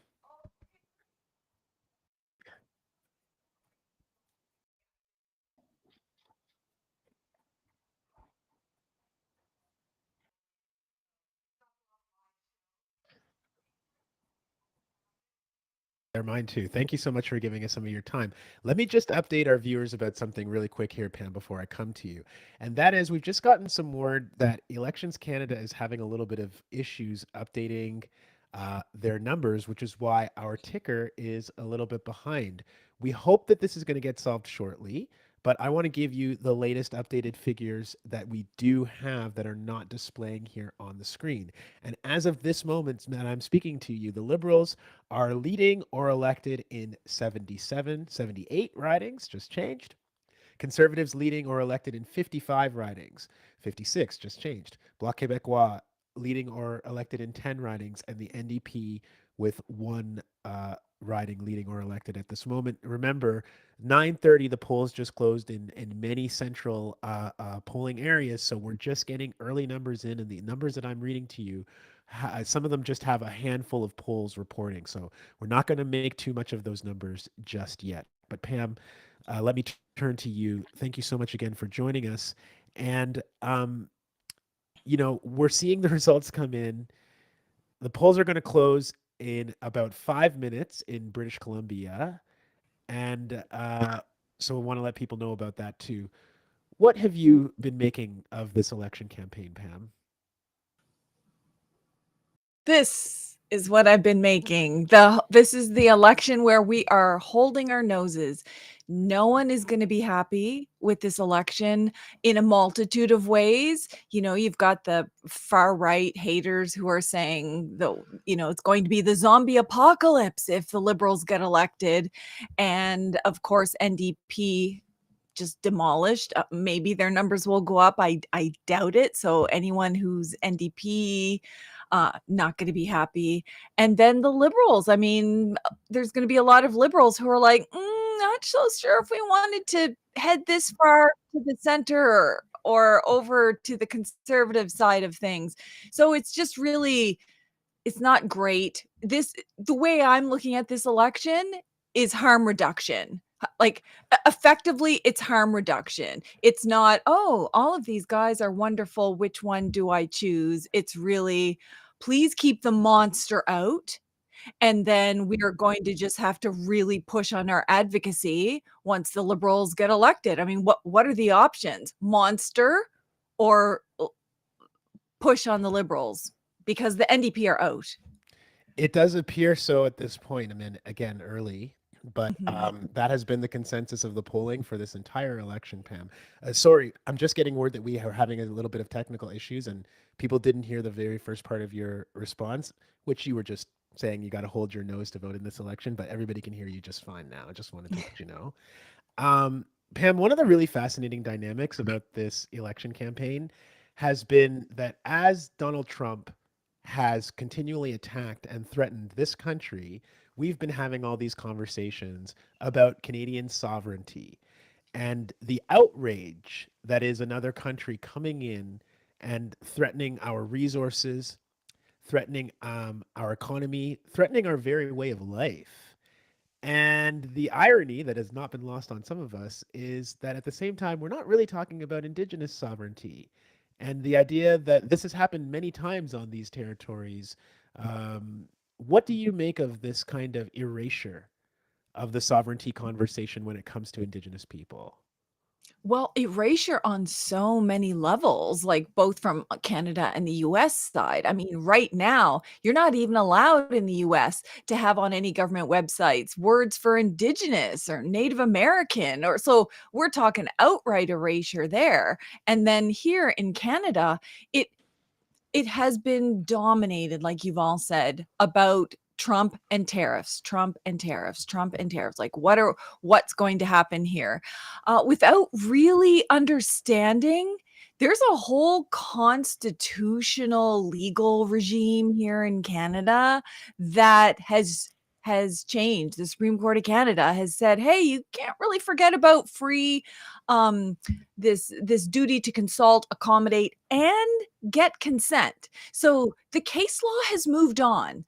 Politicians haven't. They're still in the here, we'll give you some information and consult with you. But no, we moved on years ago. And then, of course, federal legislation that says, actually, the standard is free, prior, and informed consent. So not just with regards to Aboriginal title.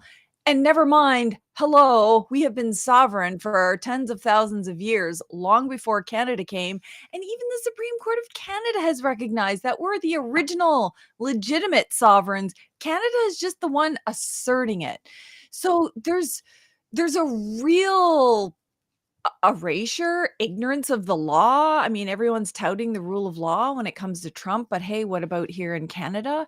But I think behind the scenes, there is some recognition that Canada is going to really need to rely on our sovereignty, whether it's Inuit sovereignty or First Nation sovereignty, to have any hope of bolstering its claims. I mean, in the first week, you saw Mark Carney fly to the Arctic, because it is now, international law. And because of UNDRIP, the United Nations Declaration on the Rights of Indigenous Peoples, you can't just be posting a whole bunch of military all over Indigenous territories. You have to go and talk to them. And sure enough, that happened in the very first week. So I wouldn't be surprised to see more of that, especially on the coasts. Where there could be potentially any vulnerabilities, or near Alaska. So you're talking about anywhere where we might be vulnerable from Trump, but also, Russian incursions, for example. So I think they need us more than they're saying, but the real sovereigns of this territory have not been at the table, and we really need to be. And I'm not talking about national Indigenous organizations. I'm talking about the real sovereigns, the nations. I'm glad you bring up the North, actually, Pam, because we've also heard Pierre Poilievre in this campaign kind of proclaim that there is going to be a new northern Arctic military base in Nunavut. That's what you were just referring to. And more broadly, Pierre Poilievre has done this thing where he wants to talk about essentially what the conservatives are calling economic reconciliation. And all of his plays towards Indigenous nations have something to do with a transaction. You know, we're going to give you a deal and we're going to get your resources and you're going to get jobs out of it. And that's been the extent of his just thinking and essentially taking for granted that he knows what Indigenous communities want, and it has something to do with resource development and government partnerships on resources with the Canadian government. So can you speak to that? Yeah, I'm so glad you raised that, because this is the old Harper playbook.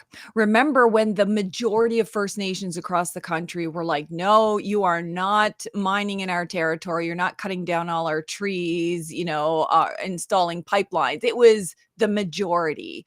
Well, all of a sudden, you have the Minister of Indian Affairs at the time, Bernard Valcourt, saying, oh, First Nation chiefs are threats to national security and public safety, and we only want to work with willing chiefs, the good chiefs. Right. So you know that Poilievre's going to bring this back probably tenfold, but you see everything but the willing partners terminology that was used during Stephen Harper, and you can read it all throughout the platform. I mean, I've been asked in the media, what do you think about all of these things in Poilievre's platform for Indigenous peoples? And I was like, what all of these things?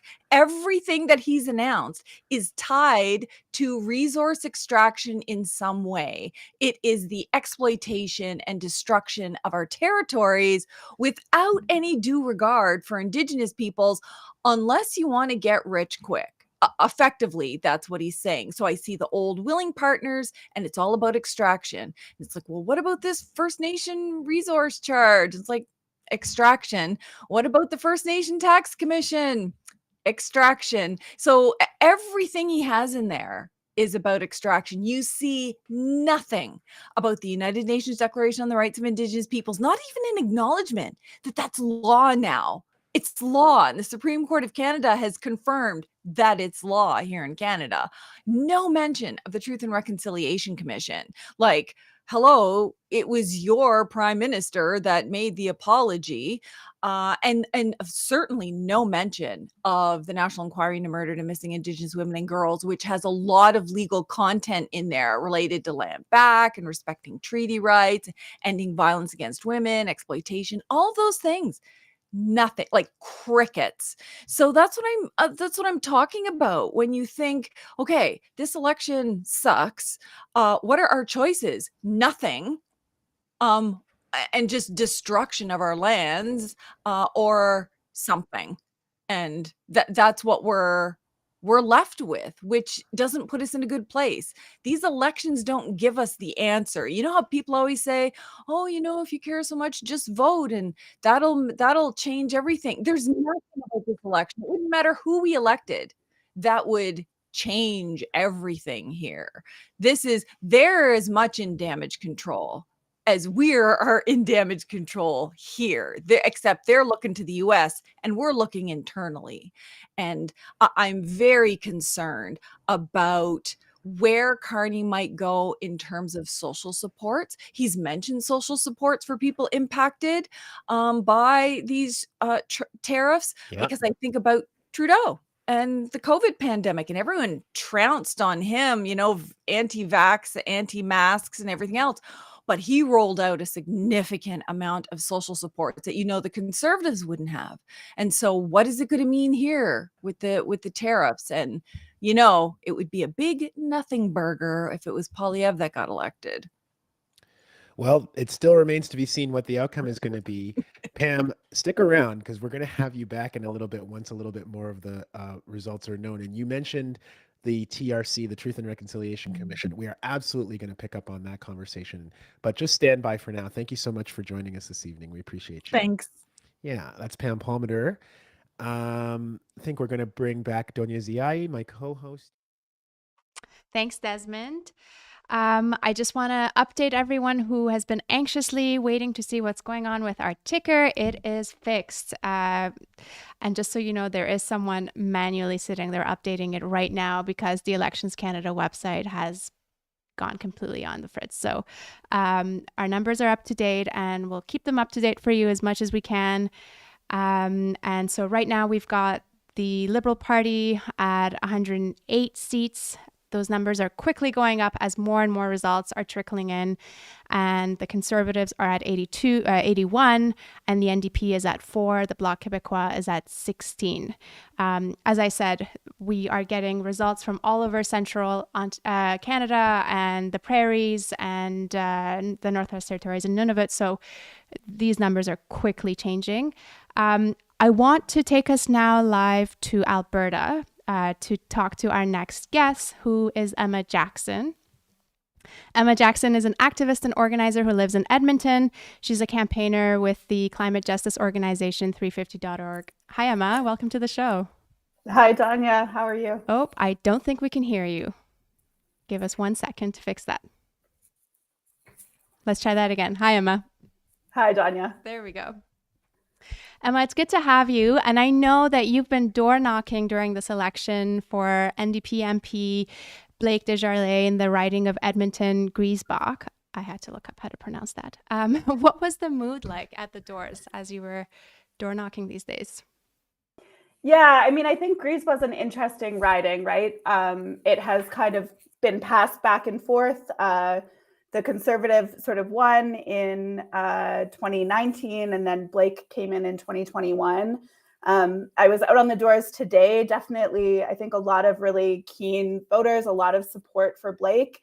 And yet the kind of hard thing about this riding in particular, and about Blake's sort of base in this riding, is that it is incredibly transient, very working class, a lot of new immigrants, a lot of, language barriers. And so I think this race really comes down to that get out the vote effort, whether or not that campaign will really be able to put people in vehicles, bring them to the polls, make sure that they're able to vote today.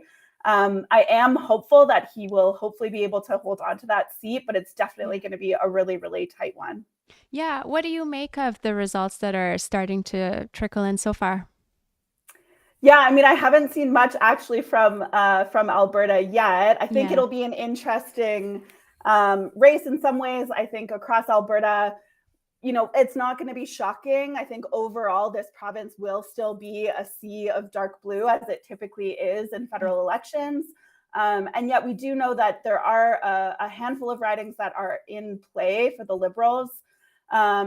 So both in Calgary, there's a handful or a few ridings there that the Liberals are hoping to pick up.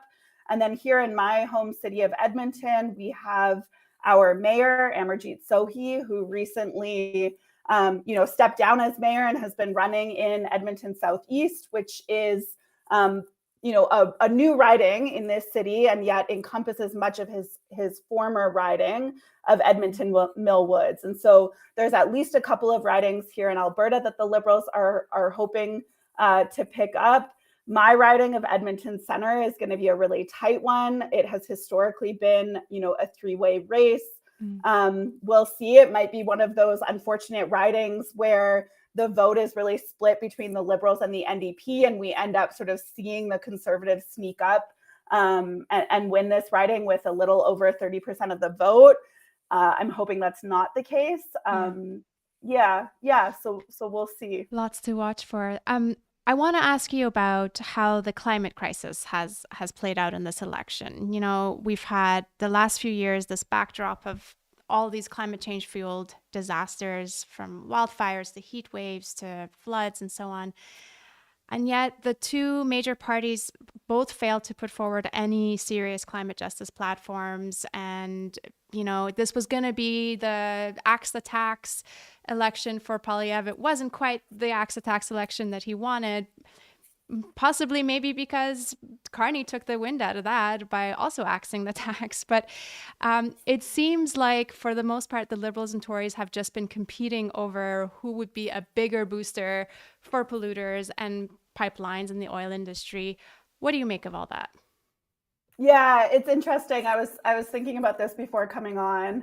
I watched the debate, like a lot of people, across the country, both the English and French language debates. And what really struck me is that the section of the debate that was meant to be about climate change, it felt like watching the Alberta election debates. It felt like just seeing the ways that it ultimately became a competition between who has done more to prop up the fossil fuel industry in this country. Yeah. And I think in many ways, what Martin said earlier really resonates with me about the sort of, I think we need to rework the term, but the polyeverism that is just kind of dragging the Overton window and has been dragging the Overton window to the right on climate as well. And so what we've you've spoken to that, but what we've really seen is who can better prop up the fossil fuel industry. And I think ultimately when it comes down to Carney and what Carney would be on climate, he is a man of the market. He deeply, deeply believes in just tinkering with the market.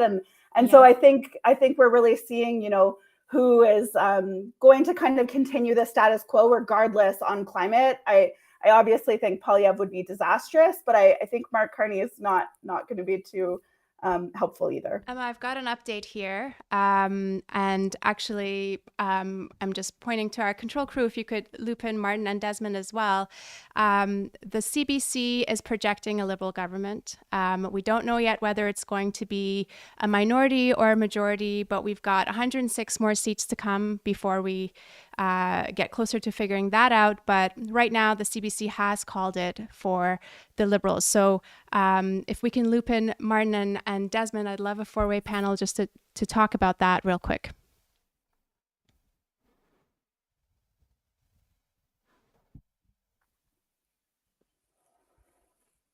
While we wait for that, how surprised are you, Emma? I am fully unsurprised. Yeah. Yes, I think that the big question for a lot of us tonight was always going to be whether it's going to be a minority or a majority. I think we all knew the Liberal government was a given. It might take us a minute to loop in Martin and Desmond here, but Emma, let's talk a little bit now that we know we're dealing with a Liberal government. What do you think is the task ahead for the climate movement and broader social movements in the days and months to come?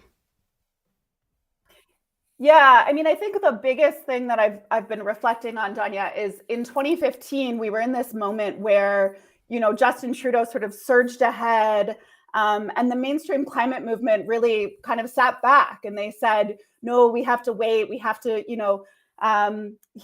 we have to wait for what he will accomplish in government and don't rock the boat or anything like that. And I think that right now, kind of, we're facing that sort of similar struggle where we need social movements to come out. Oh, I think just as we got the new guests and we lost your audio, Emma. I'm so sorry about that. Give us 1 second.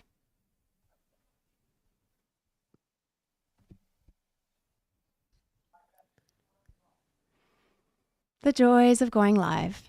Can you hear us right now, Donya? And I think we are also maybe missing Desmond's audio. Emma, can you hear me? I can hear you, okay, Donya, okay. yeah. We hear you again now. Okay. Please go ahead. Sorry to interrupt. No, so I mean, I don't know what you might have missed, but I think the task ahead is really for the climate movement, for all social movements to learn, at least from the mistakes of the climate movement in 2015, which was often, sitting back and relying on this sort of inside game strategy of relying on having, people on the inside, chiefs of staff who movement organizations could talk to, and really relying on that and saying that's going to be enough for us to get the agenda that we want. That was absolutely, as we should know, almost 10 years later, an incredible sort of error in judgment. And so my sort of plea, I guess, to all organizers and all folks working, whether in the climate movement or elsewhere, is to learn from that mistake and to prepare to mobilize right away and to really be, I think, rebuilding our base. We know that many, many movements, including the climate movement, have seen sort of massive attrition of their bases since COVID. And so I think, in some ways we've been given a gift by Poilievre at least being defeated when we thought that he was definitely going to be forming government. And so we better fight like hell in these 4 years in order to learn from our mistakes and to rebuild our movements and also find ways to really reach people in those very, very real material grievances that I think saw them flocking to Pierre Poilievre. Martin, I'd love to hear what you're thinking as you hear this projection for a Liberal government. Oof.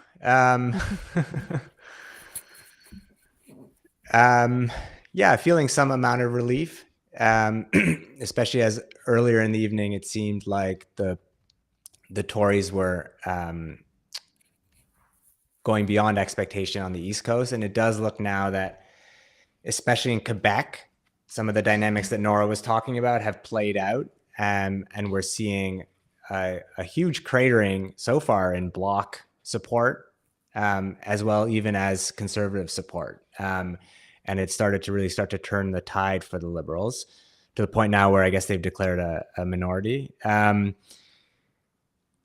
Yeah, I mean, we still, to echo Emma, I think she's exactly right that we really have our work cut out for us with another Liberal government. I think the Liberals, when it comes to the climate movement, were able to live off their faux progressivism for so long. And the Liberals are very wily when it comes to social movements. They besides shape-shifting and offering us symbolic victories, they're very good at selectively adopting often the most easy policy demands of our movements, at cleaving off some of the elite layers of social movements, and including the environmental one, bringing them into their own machinery of government and the party.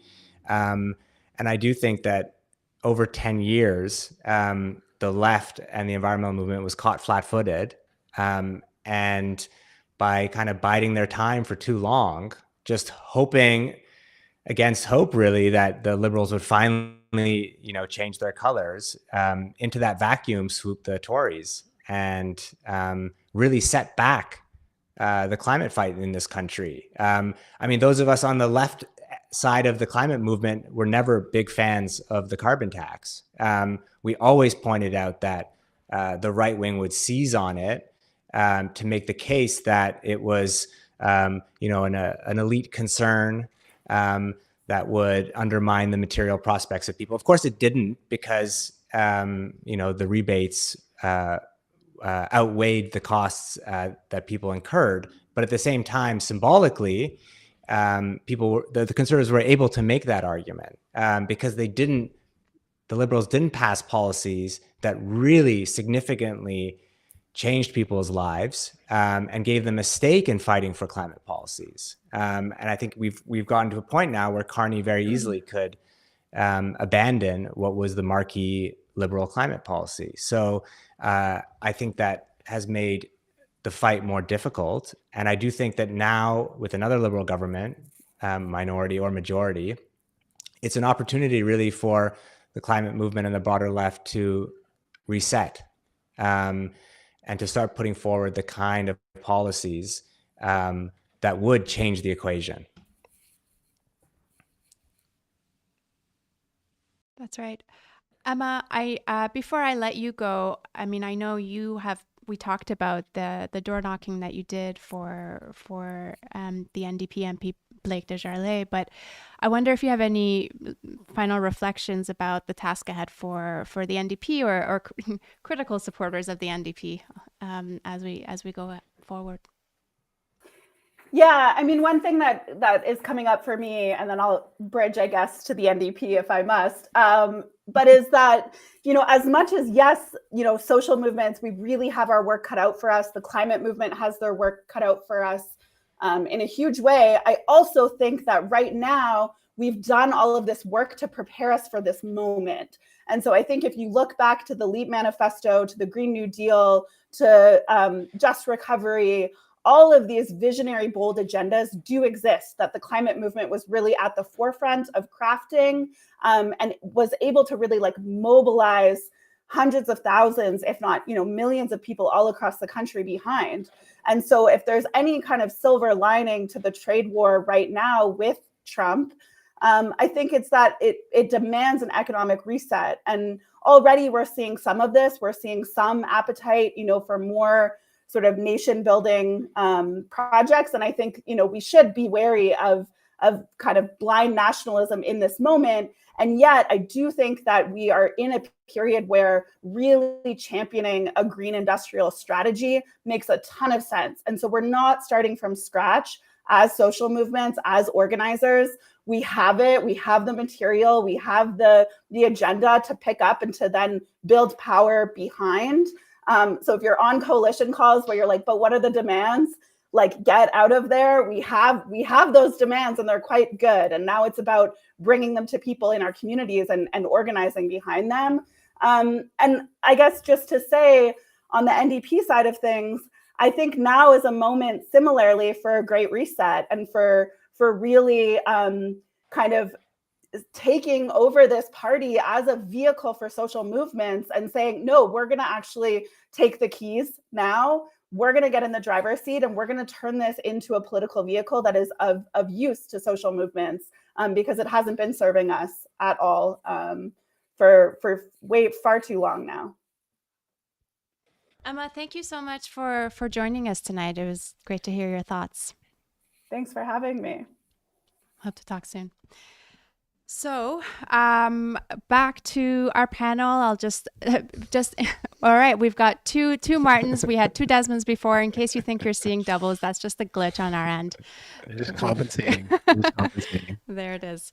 There's a funny comment on YouTube. Someone said Martin's doing his best Desmond impression. It was a pretty good impression. You're watching the Breach 2025 episode.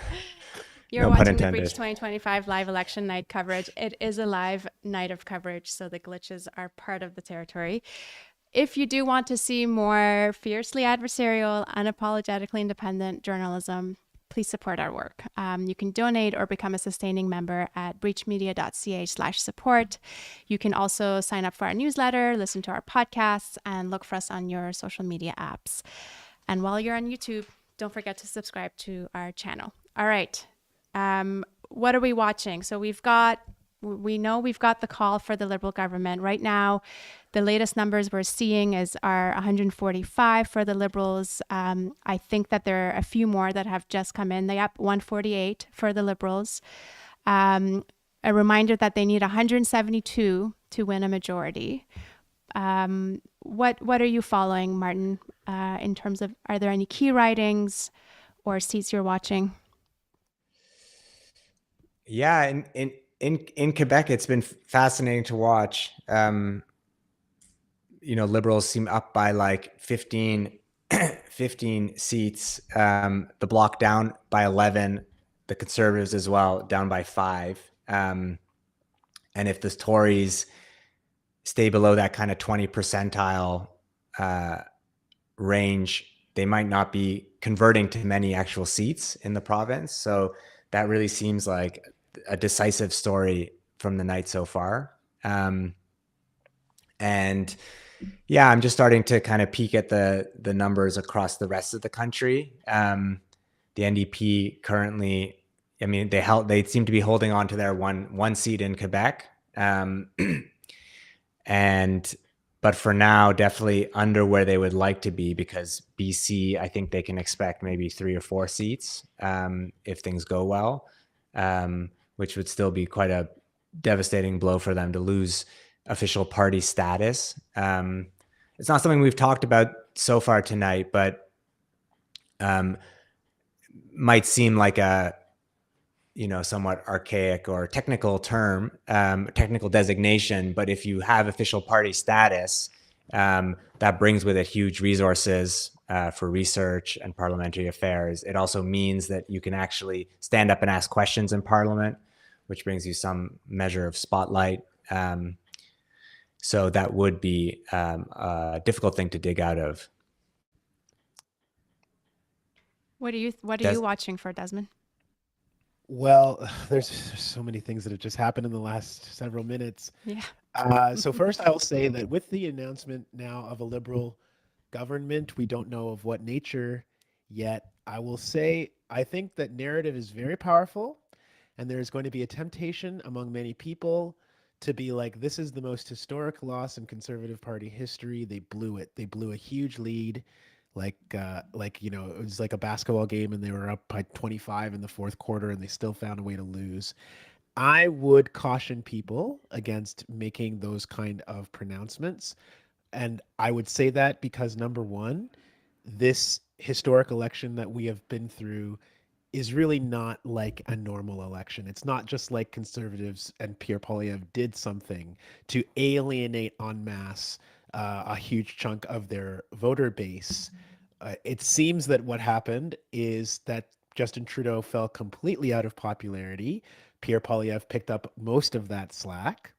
And then as soon as the two things that happened together, Mark Carney coming in and Trump deciding that he was going to threaten us as one of his big allies every day, people started getting afraid and running back to the Conservatives. I remember having a conversation with my mom over Easter, and my mom was like, Poilievre is only talking about Trump now because he's falling behind.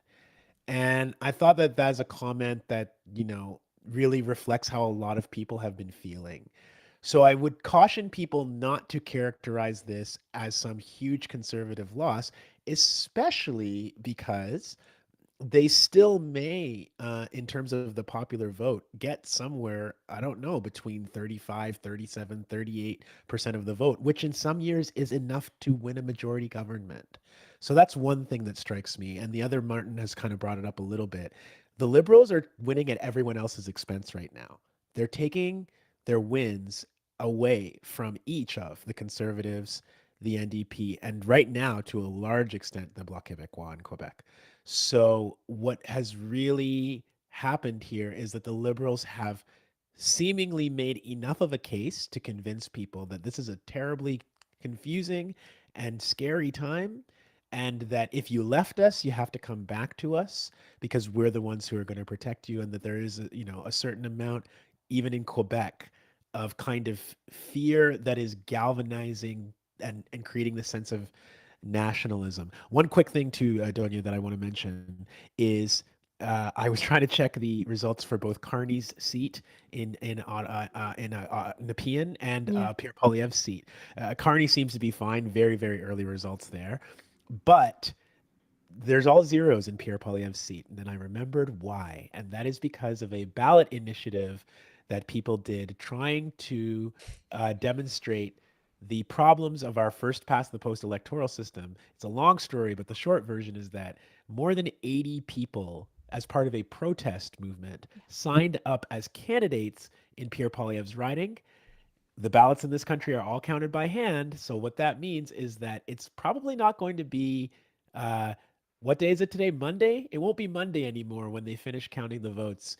We certainly won't be on the air anymore. We're not going to know for a long time whether Pierre Poilievre won his seat this evening, and that's notable because some sources and reporting suggested that Poilievre's seat might be in trouble. I can't say that yet, but none of us are going to know for a while.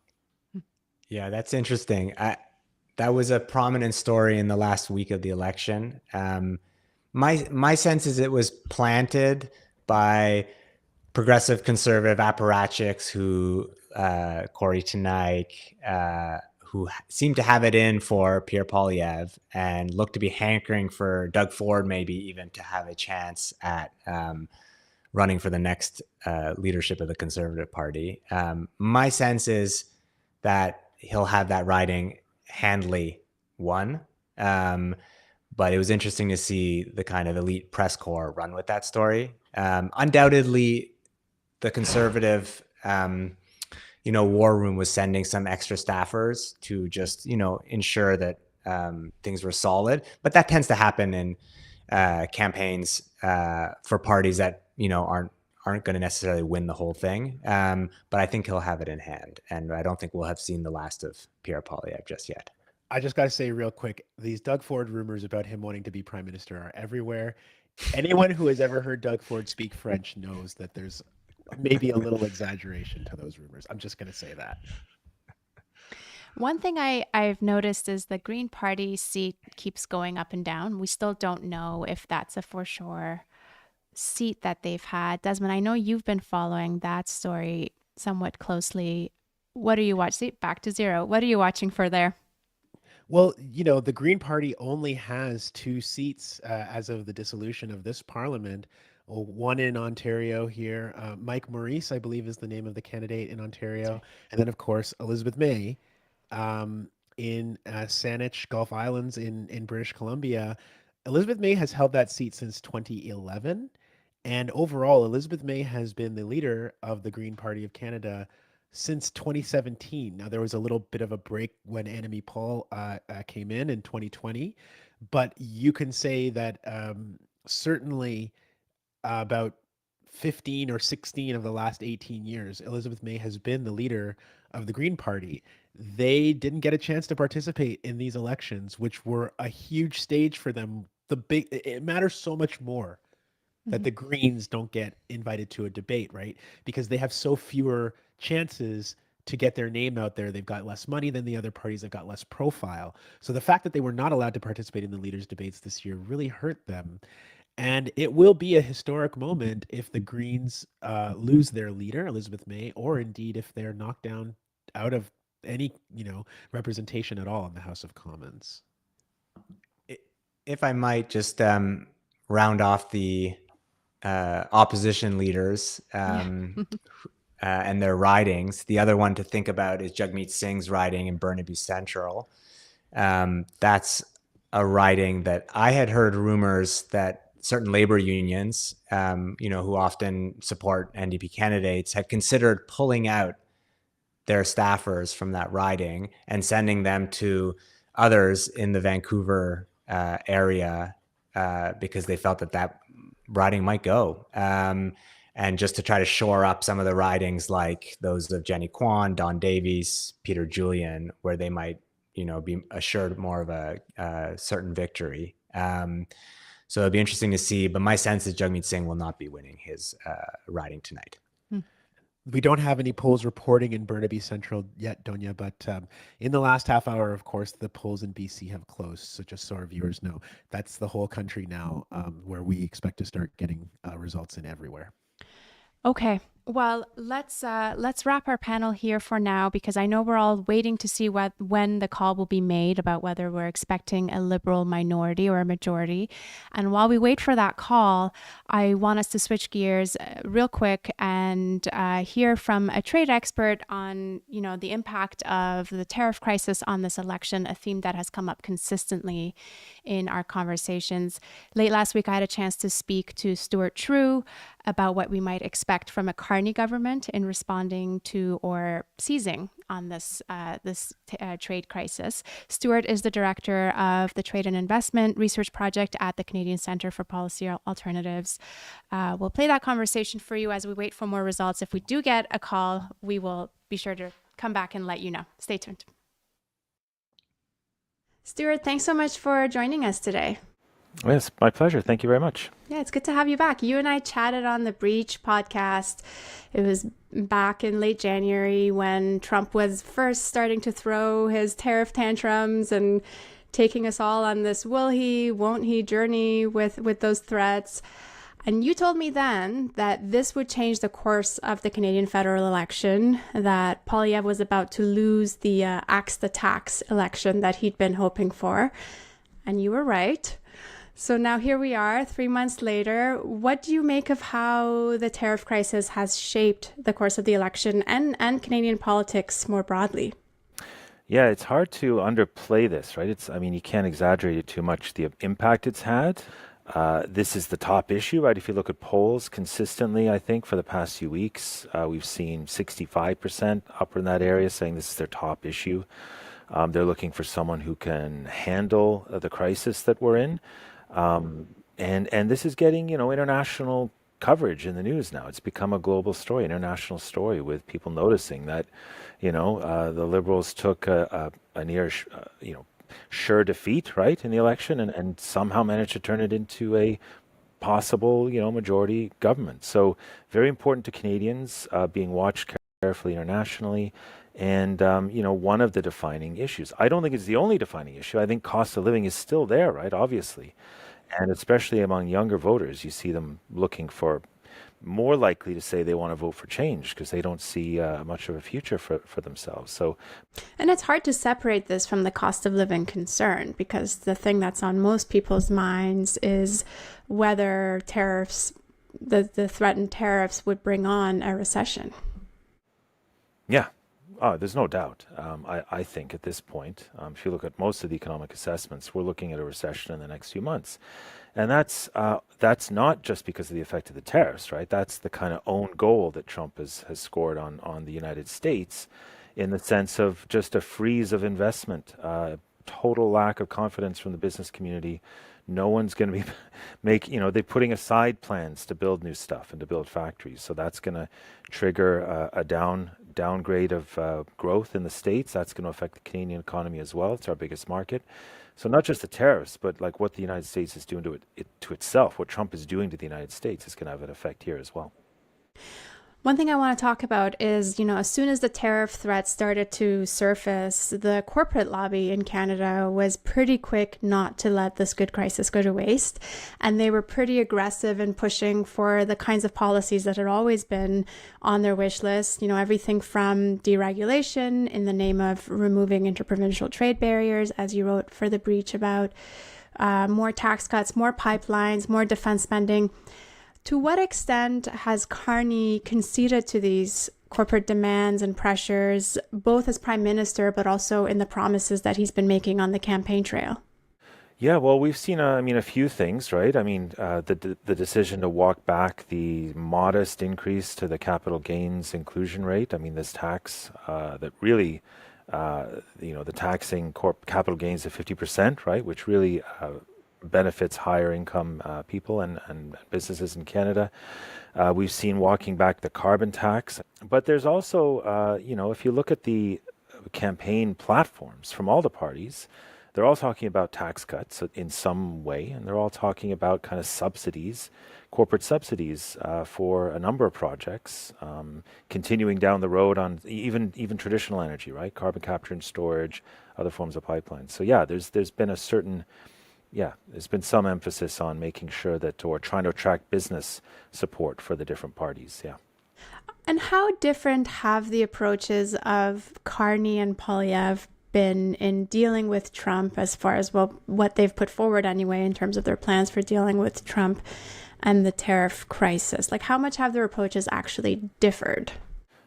Quite a bit, I think, on one level, right? So we've seen Poilievre and the Conservatives saying that what they would do is immediately after the election, they would go to Trump and say, we demand to get these renegotiations of the Canada-US-Mexico agreement going quickly, right? Because we want to get an end to these tariffs, and we want to see that happen like right away, basically. We want to see the tariffs disappear, and we're willing to, do what you want on defense spending. And perhaps on some more coordination on immigration and drug policy, if that's what it takes. So that seems to be the Conservative plan. The Liberal plan has been hard to decipher and hard to separate in a way from what Carney as Prime Minister has been doing, in the sense of having to roll out programs to support the auto sector, for example, changes to employment insurance. There's a bit of a blending between what the Liberals will do if they're elected and what they're actually doing now. But I get the sense, just a couple days ago now, Carney was saying he wouldn't rush into a negotiation with Trump, that, we have some leverage. He's going to get the deal that works for Canada, and not the deal necessarily that, not to panic and go straight into it. And this is something the business sector has been asking the government to do. They say business groups and many of the old guard, right, the old free trade guard, former global affairs people from the 80s, saying that we should wait it out, right? We should wait for a better moment, maybe when the Democrats control the Congress, or maybe even a new president, before we start to consider renegotiating the Canada-US-Mexico agreement again. I think in the end, it's going to not really matter what either party, whoever forms government, they're not the ones calling the shots, right? And when those talks start, it's going to be the Americans. And when they come and say to Canada, we're going to negotiate, we want to sort this out, basically we don't have a lot of choice, right? We're going to have to do it at that point. So the differences may not be so important in the long run, but from the polls, you do get the sense that that Canadians, especially older Canadians, have maybe a bit more faith in that a Liberal government led by Mark Carney will be able to handle that once the time comes, than maybe a Conservative government will. I mean, this is what has made for such a depressing election, right? It's like we've had this crisis, which has also been an opportunity for us as a country to take a closer look at the policies we wish to see from our government. This was the a ripe moment for bold policies that could seize this crisis to shore up our national industries, to shore up supports for workers and communities that are getting left behind. But instead, what we've seen is this revival of like a sort of empty Canadian nationalism that's telling us to, buy Canadian, even if that means supporting price gouging Canadian CEOs, and gravitation towards a Liberal leader who wants us to return to like the most the austerity kind of legacy of the Liberal Party. I mean, what would it take to channel all of this this national anxiety around the tariffs into more progressive policies? That's an interesting question. You're right that there is a feeling I'm getting as well that, is this going to be another wasted opportunity? And, you think back to the post-2008, 2009 financial crisis and the Occupy Wall Street moment, the Idle No More movement. Like, there was a pretty big moment, right, for organizing for a different kind of society. And you wonder, are we going to be able to make use of this moment as well?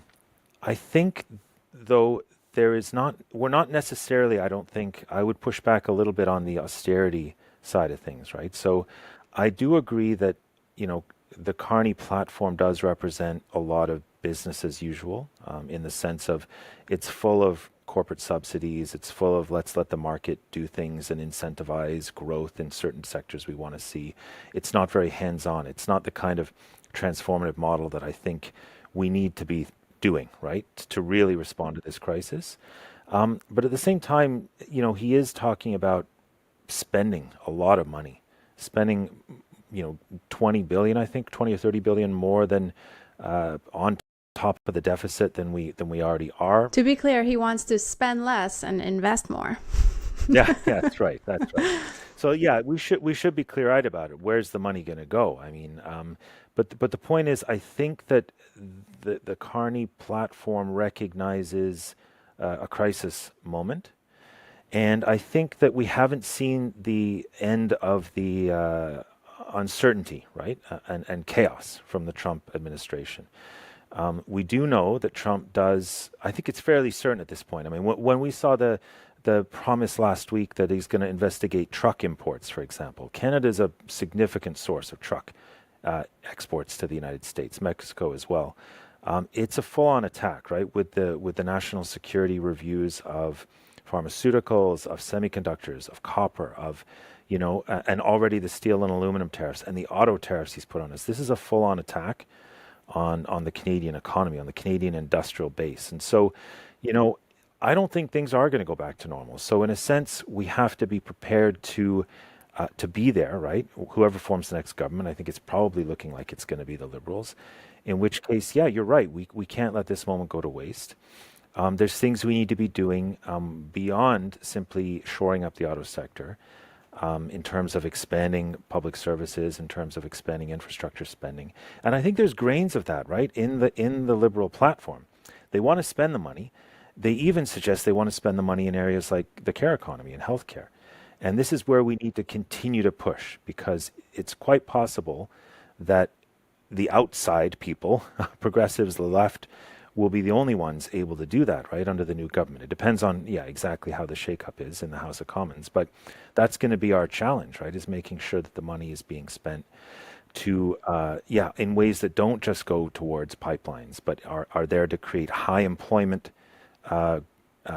opportunities, right, high employment job opportunities and things we need to do anyway, right, to make all our lives more affordable. Yeah, we'll have our work cut out for us either way. Yeah. Great to hear from you. Thanks so much for joining us. Oh, thank you very much. Here we go. Okay, we're back, and that was Stuart Trew, trade expert. And as we continue to monitor the situation now, we are still looking at a Liberal government. We do not know what kind of government, minority or majority yet, that is going to mean.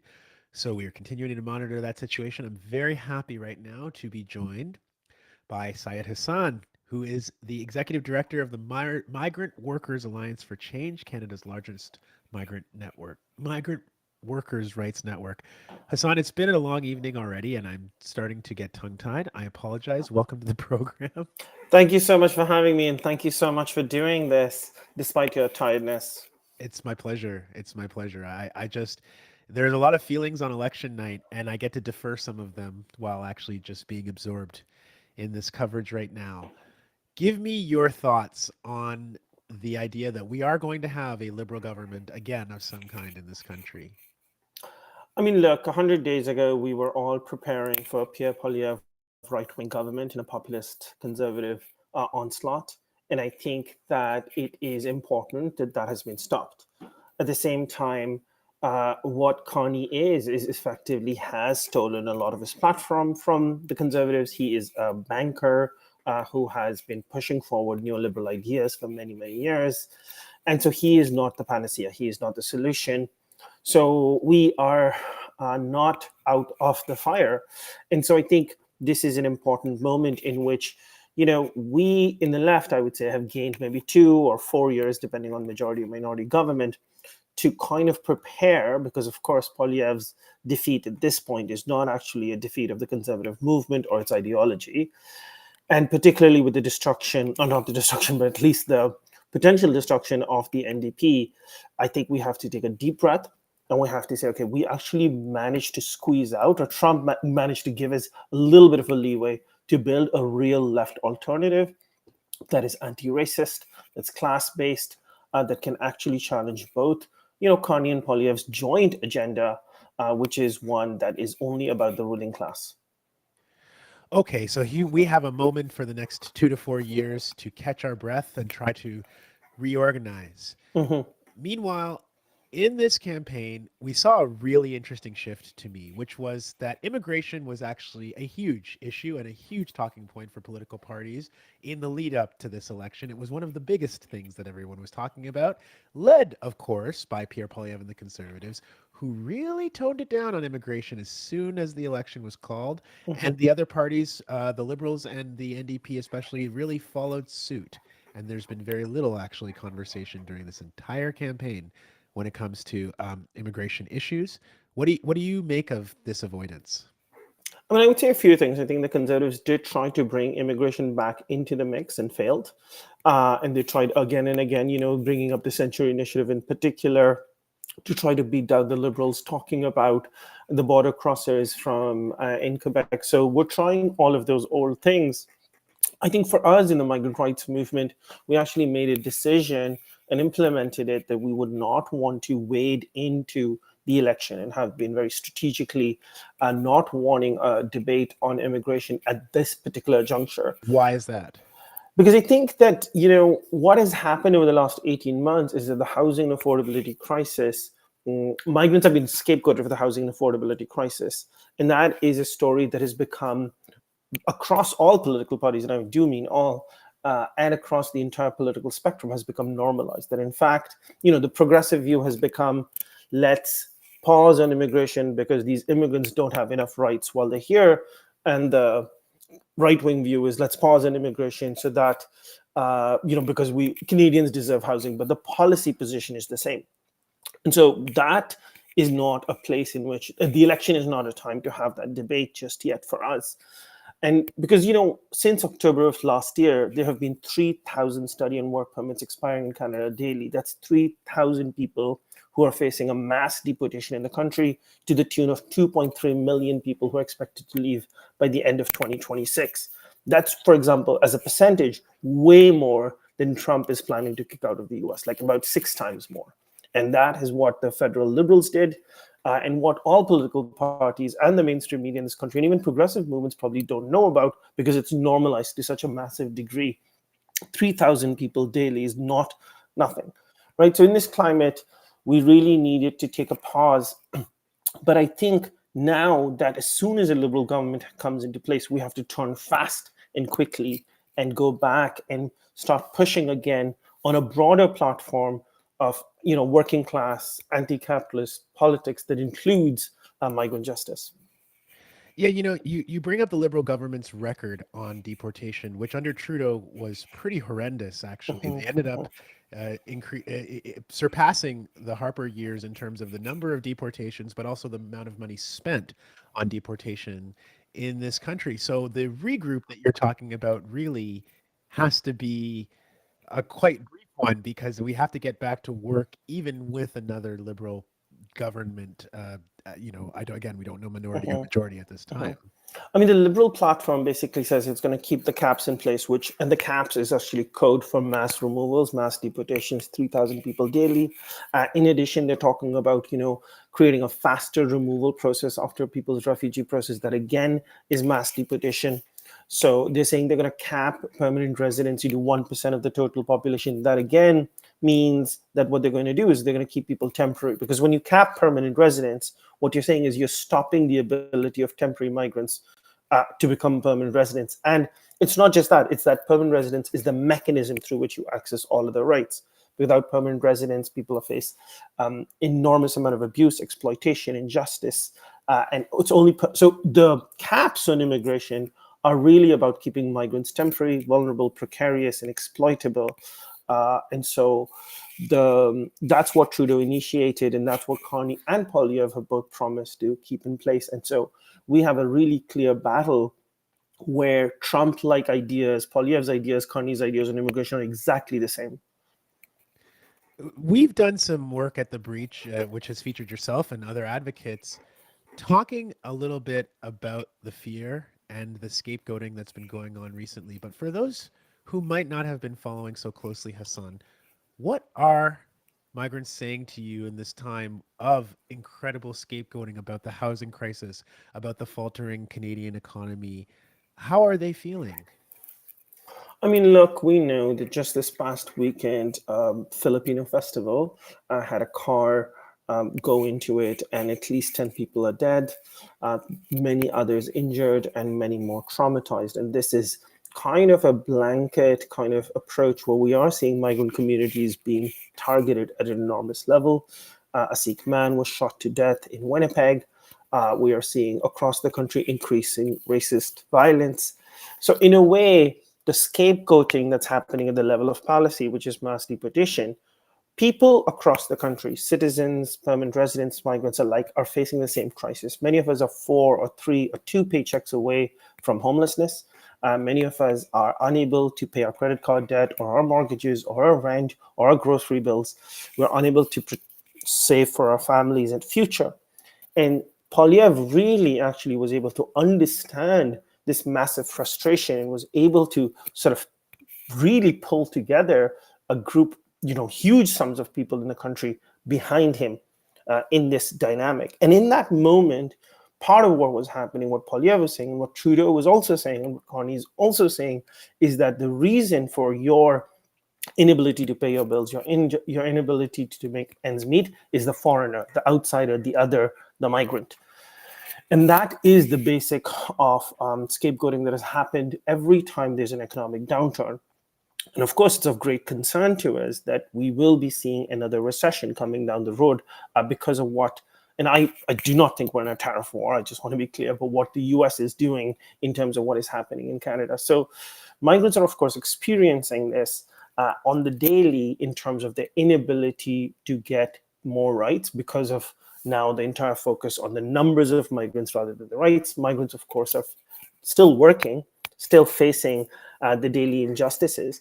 But also, this mass deportation is actually crumbling the economy. And according to the RBC, Canada is going to lose $50 billion. That's about equivalent to 2% of the GDP just in taxpayer dollars from this mass deportation that is taking place. So, of course, when the government loses tax revenue, what happens? It implements austerity. So then it's going to be your bills go higher, you're struggling more, and you're again being told that the problem is immigrants, and therefore you want to deport more immigrants. And this creates this cycle of economic collapse and anti-immigrant fervor because there isn't really like an actual left socialist, working class perspective that says we need to actually ensure rights for all and ensure services for all and ensure equity for all. So then, final question, what are the tasks that need to be taken up right now to address the possibility of this really scary cycle that you're speaking of, where things don't get better immediately in this country after a new government is elected, and there's always this ever-present opportunity to blame the outsider, to blame the foreigner for the choices that are being made very deliberately in this country? Yeah, particularly from a banker who is responsible for massive privatization of housing. This is deeply dangerous. What I would say is, first of all, reject the honeymoon. There's going to be a lot of impetus and a lot of focus on saying, let's wait and see what Carney does. Right. No. Don't give them their first 100 days. Let's take our first 100 days. We have no time to lose, particularly in a minority government. We have maybe a 2-year window in which the Conservatives will come back, particularly if the NDP has lost official status, or even if it hasn't. So the second thing is we need to deepen. I mean, there's been a lot of campaigns in which people have been able to do kind of like mass work, but at the level of surface, we need to deepen. And what I mean is institutionalize, build capacity to be able to fight, not just get signatures, not just mobilize tens of thousands of people in the street, but actually deeply challenge the ideological and material ways in which conservatism is deeply reshaping our society. And lastly, I think we have to be internationalists. We have to be internationalists because right now, Canada is becoming nationalist, which is to say we want to protect ourselves against the outsider. But the reality is we have to reject that way of being. We can be internationalist and be against free trade. That was a left position. And I think, so I would say our key task right now would be working class, internationalist, left resurgence, and not allowing these elections have not really reset anything, is what we're saying. It's like the Conservative, Mark Carney remains prime minister. We've basically pushed the ball down.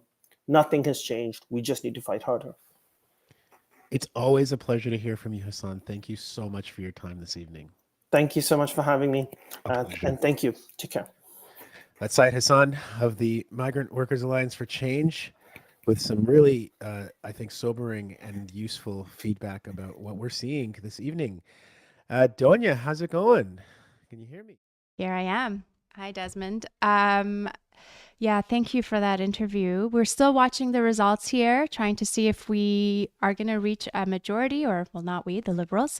Currently, they're hovering around 157 seats. They need 172 to get a majority. The Conservatives are flipping back and forth between 143 and 144 right now.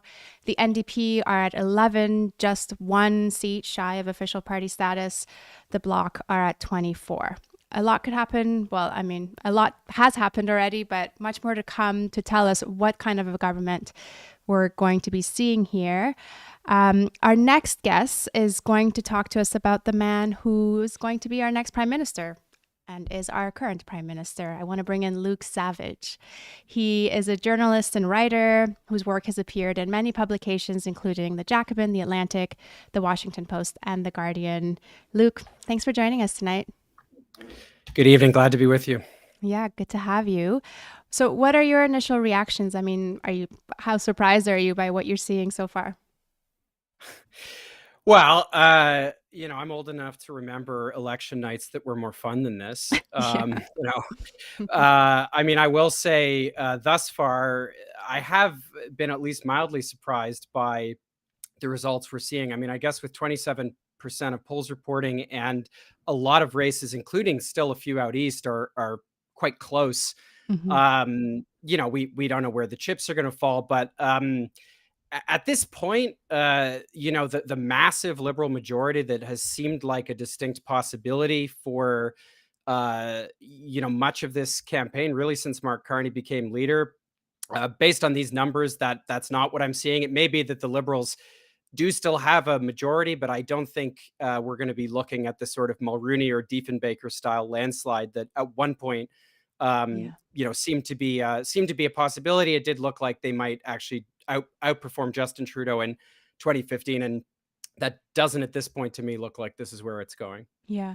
And just quickly, I saw some numbers flash by and they're changing all the time, but the vote count is as we know in the system that we have in Canada, is actually quite close. It's like, I think the last numbers I saw had the Liberals at 46% and the Conservatives just over 40. So we'll have to see what the vote share ends up being at the end of the night. But I want to talk to you about Mark Carney. You've written a profile of the central banker who most people in Canada had never even heard of until just a few months ago, but who has been our prime minister and will likely is going to be our prime minister now for at least 2 years, if not 4. Can you tell us more about him? Sure. I think it's interesting with Mark Carney to try a few counterfactuals, because I do think he really stepped into the mix in this election as a kind of tabula rasa who was really perfectly equipped to exploit this particular moment. And I'm really not sure if at any other moment Carney's shtick would have taken the Liberals to where it seems like it's taken them. I think he very easily could have been Michael Ignatieff if not for Donald Trump. He may not have even entered the race, not entered politics at all, if not for Donald Trump. I think what we've seen is that because of the very unique moment we're in, there has been a sort of rally around the flag sort of moment that has abnegated some of the disadvantages, some of the baggage the Liberals had accrued having been in office for such a long time. And a dull, boring, rich, technocratic white guy turned out to be just, what the doctor ordered in this particular moment. So I think it's going to be very interesting to see how Carneyism kind of persists in the long run. I mean, I realize you asked me it's very open-ended. I'm happy to say more about Mark Carney. It's good to talk about his rise, because you're reminding me, I know when there was a lot of chatter about, will Justin Trudeau step down? Who will he be preceded by? And is it going to be Chrystia Freeland? And I remember thinking, well, it's not going to be one of the high profile, candidates, because this is going to be a throwaway leadership race. Like, no one wants to follow that mess. It's the next one that's really going to matter. And then the tariff crisis kind of torpedoed that whole thing and completely changed Carney's fortunes, as you say. But it's interesting to think about how, as you say, he's been this kind of blank canvas. He presented himself as this perfect so-called outsider, even though he was a central banker, he was an asset manager, he was kind of your perfect insider's outsider. Took on this sort of pragmatic persona, when in reality, he's kind of harking back to the days of liberal austerity under the likes of Paul Martin and Jean Chrétien, no? Yeah, I mean, I really think Carney has to be seen in the context of a wider international shift in liberal parties and center-left parties and centrist parties to the right. I think that there are some parallels with the American Democrats, and in the preceding conversation about immigration, I thought that was brought out very well. But I think Carney is something of a savvier operator. I think he's obviously not a social conservative per se.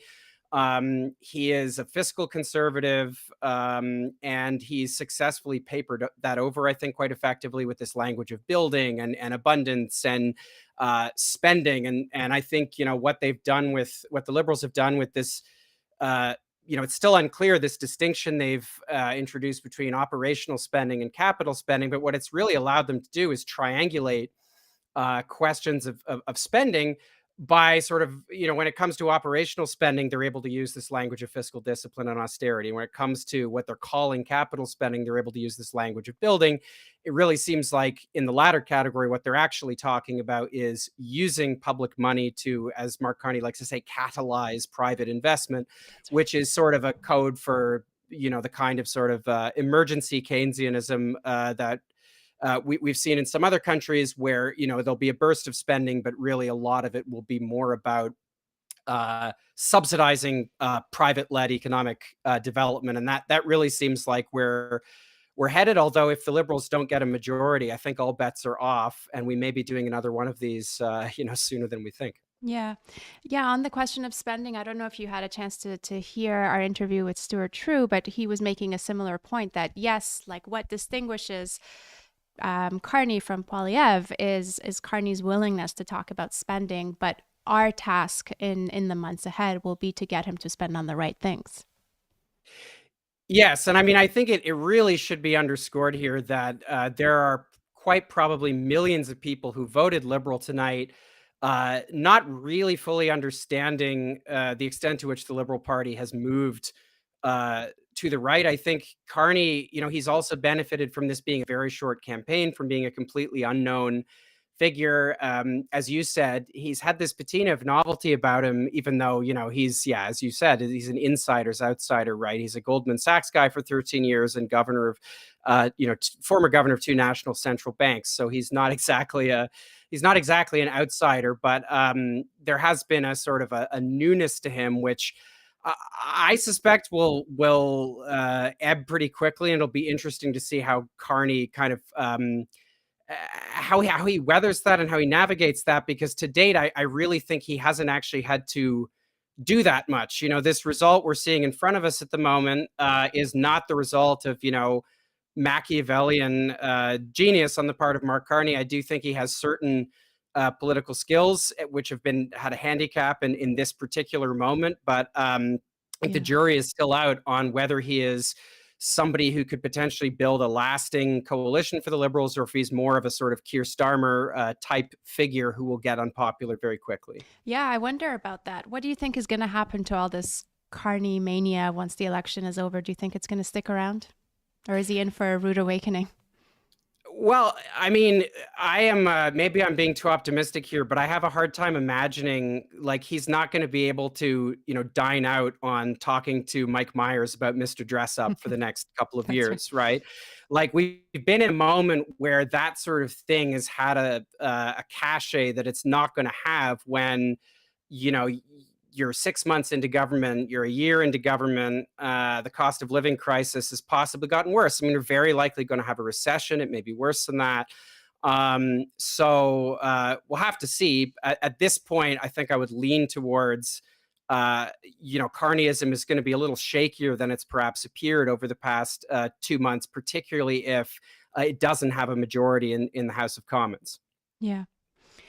Before I let you go, I want to just revisit this theme of how we got here, right? And how the events south of the border and the tariff tantrums from Trump basically changed the course of this election. There was a quote from Jean Charest in a news article recently. He said, "Trump has immersed himself into our lives and has defined the ballot question. What he has done is shed light on who we are." I wonder, what have you learned from this election about who, quote unquote, we are? Sure. Yeah. I mean, who's the we there exactly? But yeah, I mean, look, I think there's no doubt that Trump completely changed the political dynamic in January and maybe even into February. I was somewhat optimistic that this kind of strand of Canadian nationalism that had seemed to reawaken, that was particularly attached to the issue of trade and was maybe going to be quite accepting of the undoing of the neoliberal trade consensus that we're now seeing, that could be channeled into something more constructive. That may happen in the future. It certainly hasn't happened yet. I actually think that this election has really brought out the most conservative instincts in the Canadian psyche in the worst possible sense. I would also note the irony in an election where, so many Canadians are voting in, as they see it, defiance of Donald Trump. And it really seems like the party system that it is going to deliver us in the next parliament is going to be an Americanized party system in which there is a feral, hard right conservative party and a center right liberal party and a very small representation for the left. Yeah, that's right. So what can we expect, do you think, straight out of the gate from a Carney government? I would expect a lot of rhetoric about building. I think they will push the housing file very, very quickly, and that'll be kind of the first thing they lean into. I think people need to watch really closely on the details of what it is they're actually proposing to do. There will be a lot of big numbers thrown out, but the devil really is in when they undertake this kind of spending. What is the spending for? And they talked about creating this new agency for housing. But then they've also said it's going to be, lean and solutions driven and efficient, and all those kind of things are usually code for fiscal restraint. So that's what I'd expect to see. And I think the test for the critics of Carneyism on its left anyway is going to be really underscoring the extent to which this is a very conservative project whose ultimate ambitions, whatever its soaring rhetoric, are quite modest and are the enemy of most progressively minded and left-wing minded people in this country. We'll leave it there. Thanks so much, Luke. Great to have you. Pleasure. Thank you. I'll send it back to Desmond now, who is taking over with a panel. Go for it.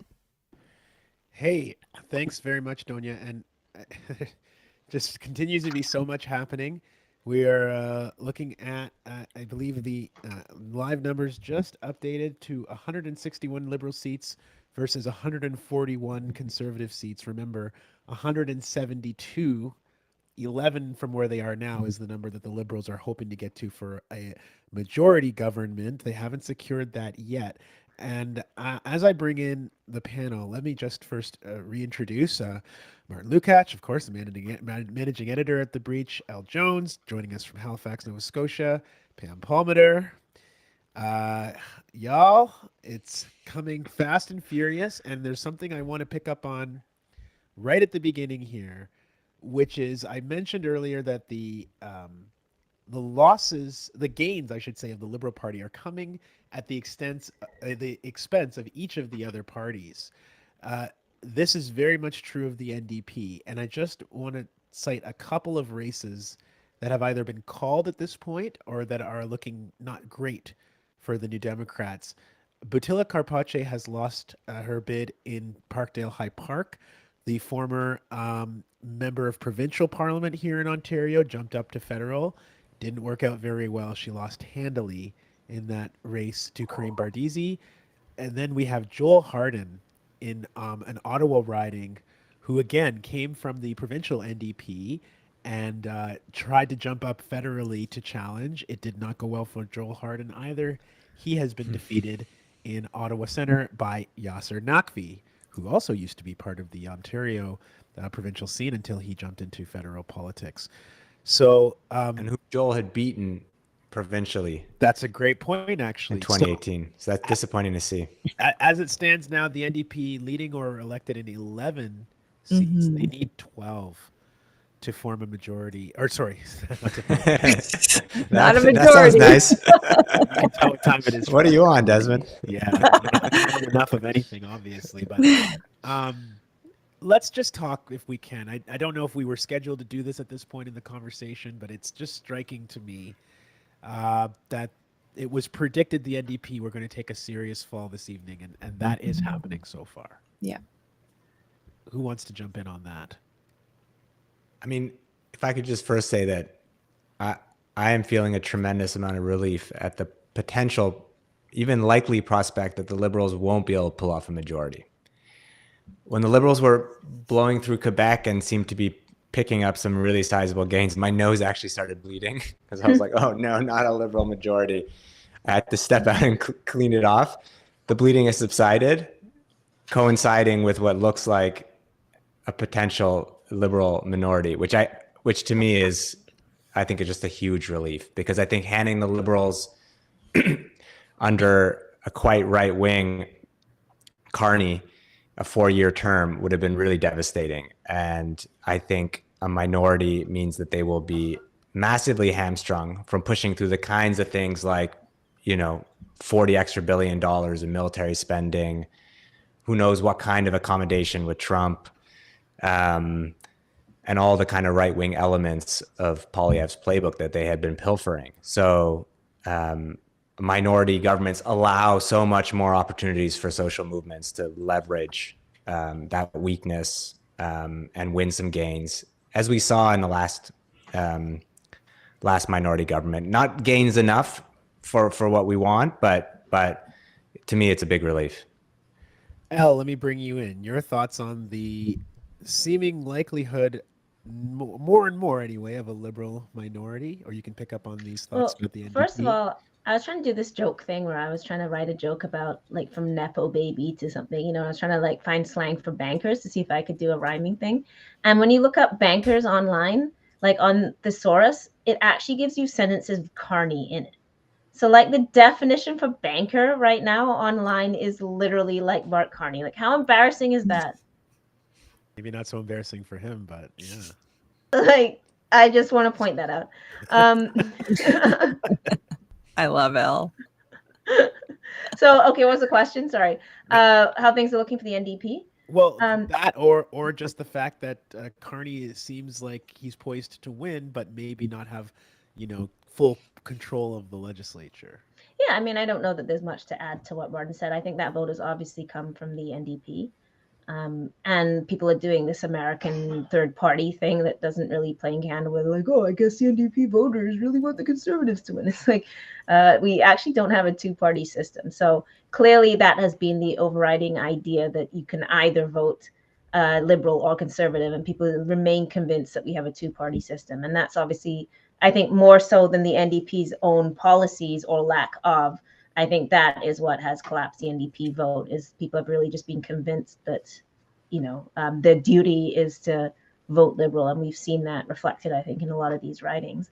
Yeah, so the real thing is the hate watch on for a Poilievre seat. With like one thing in, he's losing, you know what I mean? Yeah, don't read anything into that. That's very funny. Also, I should mention that Jagmeet Singh's riding is starting to come in. Still nothing definitive there yet. Pam, what are your thoughts? What we had you on about an hour ago. It feels like a lifetime now. What are you thinking about what you're seeing? Well, I think, remember how I was saying before, there's nothing about this election that's, yay, this is great. This one dude covers it all. And so we kind of have to hold our nose and make sure the monster doesn't get in. But then, what do we do with the rest? But then, I was doing TikTok live, and people were saying, oh, this person lost their seat, or that person lost their seat, or this person's in. And I was like, you know what? There's still going to be some things to celebrate. For example, if Pierre Poilievre loses his seat, that's going to be a reason to celebrate. There's some other former MPs or others who may lose their seat, and there's going to be some little nuggets that I think we can celebrate. That being said, I have a little bit of a different take on this whole majority minority government scenario. Yeah, so I hate majority governments because there's no real check on, they know they can pretty much do what they want, except in this situation. If you look at the seats right now, 154, 152, let's just say the Liberals get in by 1 or 2 seats. For example, what kind of dysfunction are we going to be living in with the Conservatives as the official opposition, in the sense of being that close. It means that every single Liberal has to show up for every single vote every single time. And you know what Poilievre's government is like. Let's just say he doesn't lose his seat. Please lose his seat. You've got a scenario where it's like, we're going to bring down, let's have a non-confidence vote. Let's have a non-confidence vote. Like, it's okay. If I'm going to choose just here, if the NDP were the official opposition, I'm with you all the way, right? Because they help get more progressive things through. But with the Conservatives right on their butts with a very close set of seats, I think we will be in for a whole lot of dysfunction and showboating, and every vote is going to hang on everyone being there. And you just know that that's not reality. You can't keep that up for 4 years. And so what are you going to do? Work with the NDP to make sure that their 11 seats, if they get those 11 seats, are on side 2 or the bloc. So, I mean, on the positive side, NDP doesn't want to work with Conservatives, nor does the bloc. Like, the bloc is so disgusted, as you saw from the debates, with everything Pierre Poilievre and the Conservatives. But that's the only thing I'm concerned about, is having a functioning government. That's my only proviso on how much I hate majority governments. I think it's an interesting point, Pam, because Poilievre was in election mode for the last 2 years. He was threatening at every turn for the last 2 years. And so I think there is a question now, like, do you change tactics? We've been asking that question over the course of this broadcast. Do you change any tactics that didn't get you the result that you ultimately wanted tonight? Or do you just plow ahead and kind of threatening at any moment that you could bring down this government? We're certainly going to see. I must say that while we've been talking here in the last few minutes, the numbers have narrowed substantially to the point where the Liberals are now only ahead 155 seats leading or elected to 150 leading or elected for the Conservatives. It is too early to even now, I think, say Liberal minority. So, Martin, what's going through your head here? I mean, I'd rather a dysfunctional Liberal minority than a functional Liberal majority. I just think there's so much damage that they can do. And to my mind, a weakened Liberal government means that a potentially reset NDP can have so much more leverage. I don't think the NDP in its current state can extract those kinds of concessions, because I do think, to answer your initial question, the NDP really failed to distinguish themselves from liberalism the last few years. I think that under the current party leadership and the class of consultants who run the party, they really lacked a basic political project. And I think that was one of the motivations for the supply and confidence agreement that they struck. It was a kind of resolution to the fact that they didn't have a fundamental political project that articulated a vision of society governed by values of solidarity, cooperation, public luxury, and a party that was actually interested in educating and mobilizing around that. So I think that, with the party support cratering as it has, it's an opportunity for a reset, an opportunity to potentially reconstitute itself with new, more progressive leadership that can actually shake up the political system in a way that the current leadership, I don't think, has. Right. Okay. So the numbers keep coming in. Forgive me, I'm a little distracted here. There's so many things going on. Elle, if we wake up tomorrow and it turns out that by, a one or two or a handful of seats, we have ended up in conservative minority territory, how do you think that changes all the discussions and all the thinking that we've had coming into this election?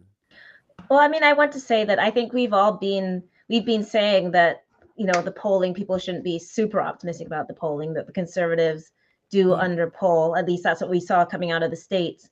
And so both you and I know, and I think Martin as well, have been saying that, don't get too overconfident about, this like crushing majority. And we're at least seeing that now. So, Yeah. I mean, I guess then we're stuck with Poilievre potentially. I mean, I don't know. I mean, I think the sharks are still circling in that case. There's still going to be some kind of palace coup. I mean, look what happened to Trudeau, right?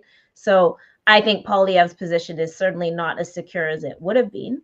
But like, I don't know. Then what are we going to get? We're always getting a tough on crime, anti-border, pro-genocide government, no matter what we get. The question is just like, how tough on crime, how pro-genocide, and like how, I guess the difference is across like whether we're going to be anti-woke entirely or just, austere economically and like basically anti-woke without using the word woke. So,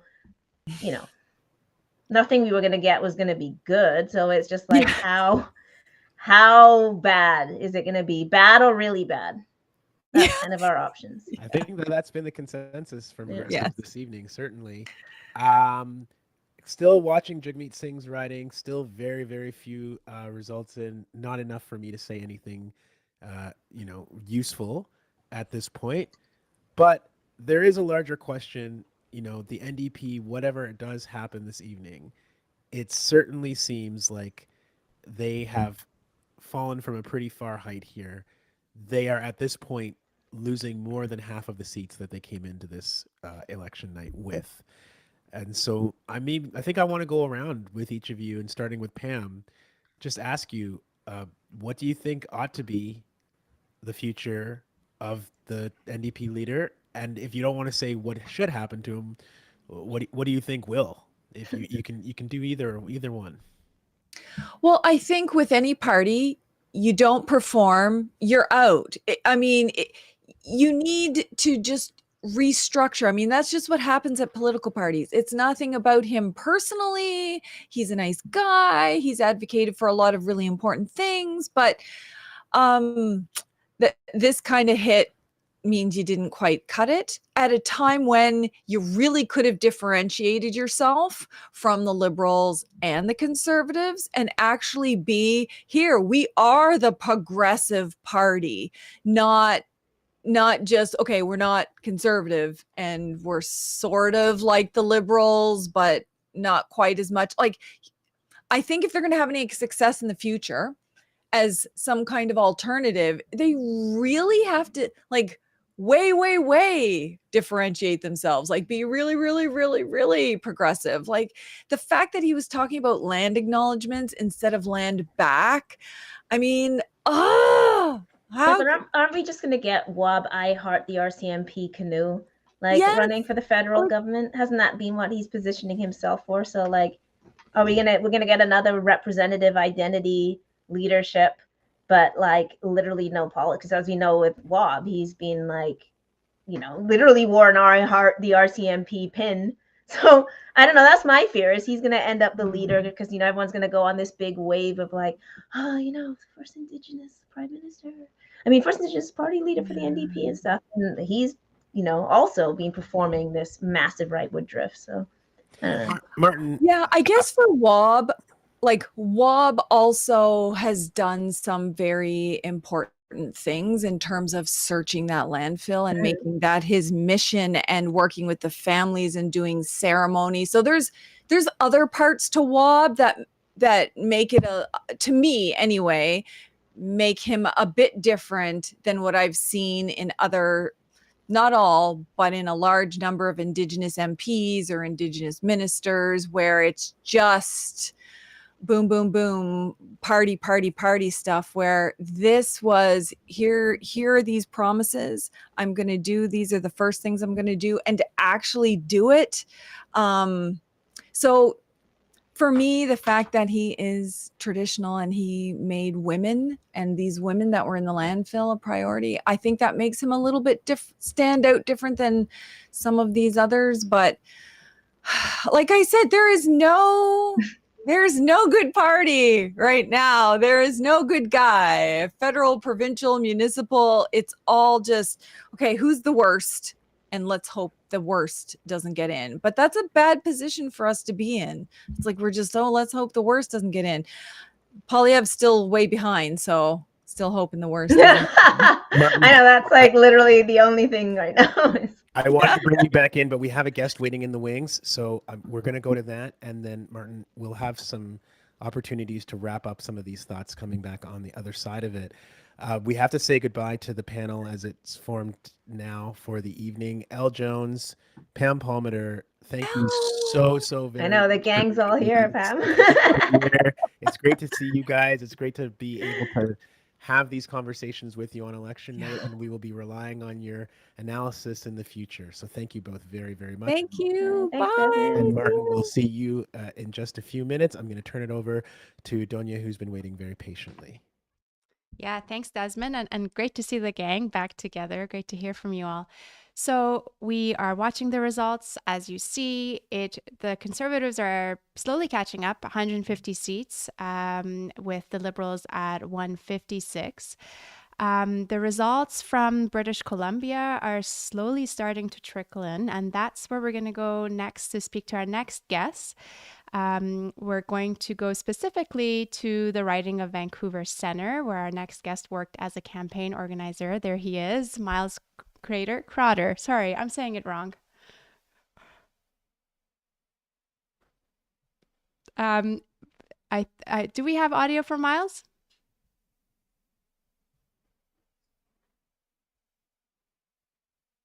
Just want to make sure we can hear you, Miles.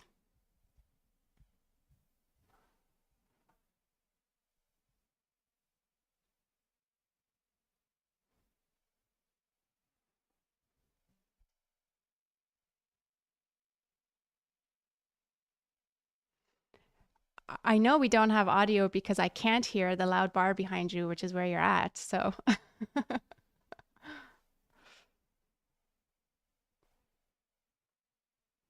give us a second, Miles. It might be on our end.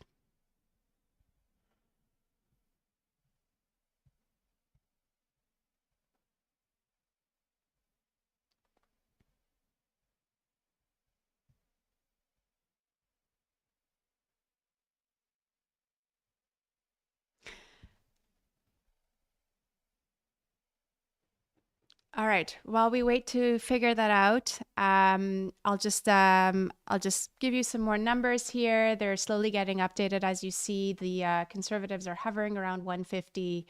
The Liberals are at 156. The NDP are at 10.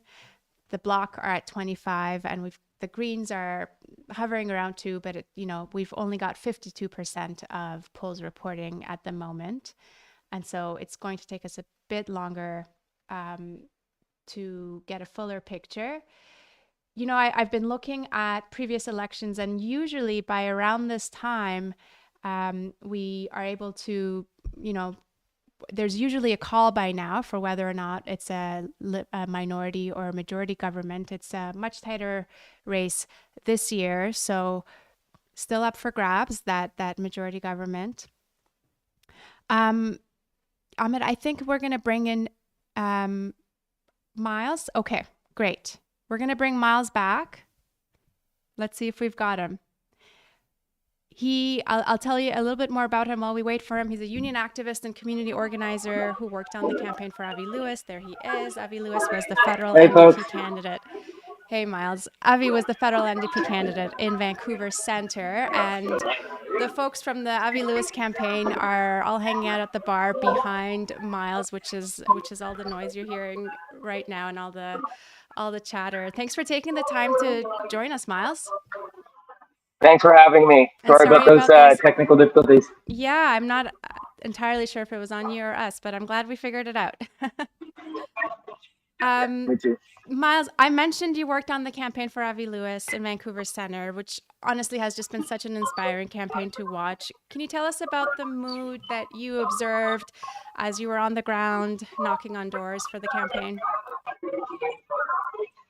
Yeah, I mean, this campaign was unlike any other campaign I've worked, and I've worked quite a number of them.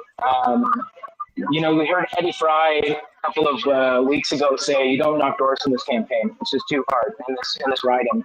And Hedy Fry, just to tell our viewers, Hedy Fry is the incumbent Liberal MP in the riding. That's right. Yeah, that's the incumbent, one of the longest standing members of parliament, a 32-year incumbent. And she said on CBC, I believe it was, that you don't knock doors here because it's too hard. And it is hard to knock doors here. The security theater in Vancouver Center is unbelievable. You have to get a fob just to go to every floor in half the buildings around here. But, you know, it was incredible to watch people willing to just break into buildings, sneak past doors, get by hook or by crook, get in and talk to voters. And it's something that hadn't been done here in a long time. You could tell because people were surprised to see us. Some of them were quite suspicious about the fact that people were inside their building talking to other people. But just the tenacity of the volunteer team here, the numbers we put on the board for Vancouver Centre for this riding, the record-breaking numbers that we had here, were inspiring. And people committed. They threw all in on this campaign. And they worked 12, 15-hour days. And I don't know, there's nothing like that. When you have a campaign where people really believe. Yeah. And what were you hearing at the doors for the people who talked to you? I think what we're hearing here is what we've been hearing all over the country. But you know, my home riding of Ottawa Centre, where my good friend Joel Hardin ran federally, they were hearing it there.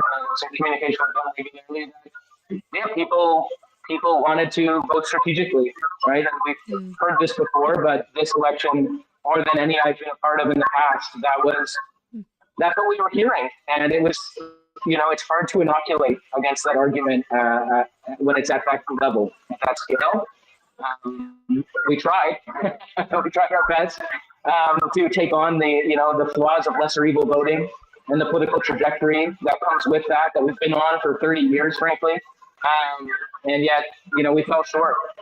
When you're working at a local level, it's tough to be able to overcome you know, those factors from without at the national scale. So that's the difficulty that local campaigns face across this country. I was going to say, I imagine working on individual campaigns like this, it's, you know, it's almost like no matter how good your ground game is, there are much larger considerations or factors beyond the individual candidate that you're campaigning for that ultimately decide the riding.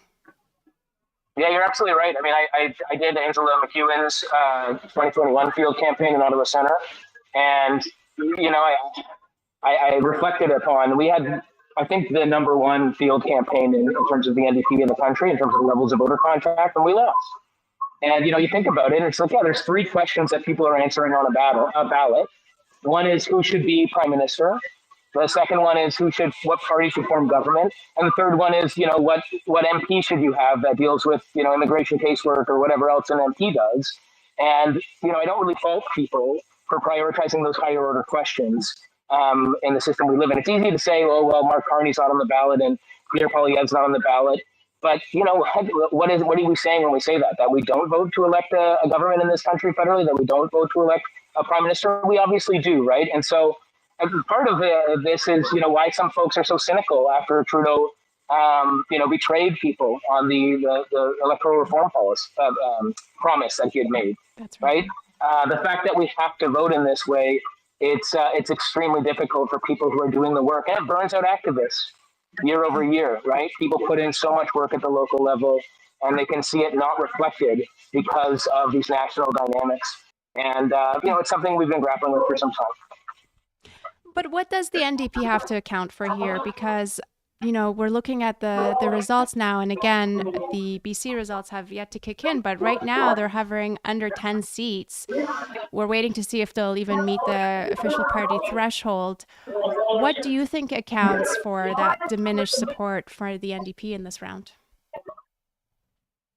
You know, what I often say when I talk about the importance, the value of organizing locally is I often bring up, you know, my time as a union organizer. My first strike, I remember learning a lesson that when you don't have an organized rank and file behind you willing to back you up, you're not going to get a good deal. I think the supply and confidence agreement was actually a bit of an analog here. And you know, we need to actually do that work nationally. It can't be up to the local campaigns. We need a national party that is willing to invest in building power, not just trying to win an election, but building something 5, 10 years in the future. We don't zoom out in politics enough. We don't look at the trajectory. That's true of strategic voting. where people aren't seeing the ever rightward shift of the political center and its toxic impact on all political parties. And it's true of our organizing efforts as a party. We're not looking at building that far out, right? Every election, we kind of come back at it with the same approach, that consultants heavy approach, that air war heavy approach. And I think we have a lot to learn from that. Yeah, and you mentioned the supply and confidence agreement, and that seemed like a moment where, it's sort of like that, agreeing to that made the NDP kind of hard to distinguish from the Liberals. Like, why go for Liberals light when you can just go for the Liberals themselves? Well, it's a tough position, right? Like, I think the party used what little leverage it had to try to get wins for people, right? And I don't think it could, frankly, afford to face another election immediately coming out of the 2021 election. And so I think there's a lot of good in motivation, like where that came from. I think it was actually a positive sentiment, and I think it was, in many ways, it was the right thing to do. But it's symptomatic of a broader, more systemic problem. I think that's what we have to realize. It's not about whether it was a good deal or not, or whether they should have, tried to leverage the little power they had in Parliament to get victories for folks. I mean, obviously they voted for some budgets that were questionable in the process. That was the trade-off we don't often talk about. But I think it's symptomatic, right, of a bigger problem, that we don't come to that bargaining table with the rank and file support that we need, the leverage we need, the popular support we need. If we were building a popular political program face to face more systematically over time, I think we'd be in a stronger position. Frankly, I think we'd have more seats in Parliament that would enable us to have wield more leverage, right? So yeah. After tonight, once we get all the full results of this election, where do you think the NDP goes from here? Well, I think that's going to be up to the rank and file members of the NDP, and I'm looking forward to engaging them in that discussion. I think there is going to be a lot of conversation internally, and I hope a lot of people come into the party to join that conversation, especially folks who might not have, left over the years and become, less inclined to participate. I mean, I can't blame them. These elections, they really are a grind, and it's tough to see work that you do at the local level not always reflected in the result. But sorry, that's sort of a non-answer for you. Well, I think it's the best we're going to get on a night like this, but we appreciate that you took the time to join us, and I hope all of you tonight have a moment to celebrate everything that you managed to achieve on the ground, and no matter the results, I'm sure this isn't the last we'll see of Avi Lewis. No, it sure won't be the last. All right. I'm feeling confident about that too. Thank you so much, you guys. Good to talk to you, Miles. All right. We're going to check in again with our panel here. We'll bring Desmond and Martin back in. Hi, guys. Hey. Hey there. What's the latest? Let me just update real quick to say I've been looking at all of the leaders' ridings, and I think this might be the last chance that we get to do a full roundup of that.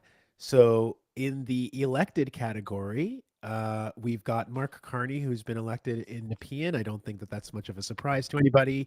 Yves-François Blanchet has been elected in his riding in Quebec of the Bloc Québécois, so he'll be back. And Elizabeth May has hung on in Saanich Gulf Islands in British Columbia to retain her seat as leader of the Green Party and as one of two Green Party members. Her other MP, Mike Morris, is in a very, very close race in Kitchener, but there is a possibility that the Greens will hold on to both of their seats. On the other side of things are still quite early for Jagmeet Singh, but about a tenth of the vote coming in there. He's in third place. I still think it's a bit early to say too much about that, but that's not a good start. And then we have the riding of Carleton, which I think has maybe even less vote share counted, Donya, but actually, no, we're now up about maybe closer to 15% of those polls. Pierre Poilievre is behind. The gap has been narrowing in him being behind. I don't know if that has something to do with where ballots are being counted and what's coming in when. But I think that's one for people who plan to do the late shift tonight. Keep watching Pierre Poilievre's riding. It's not in the bag.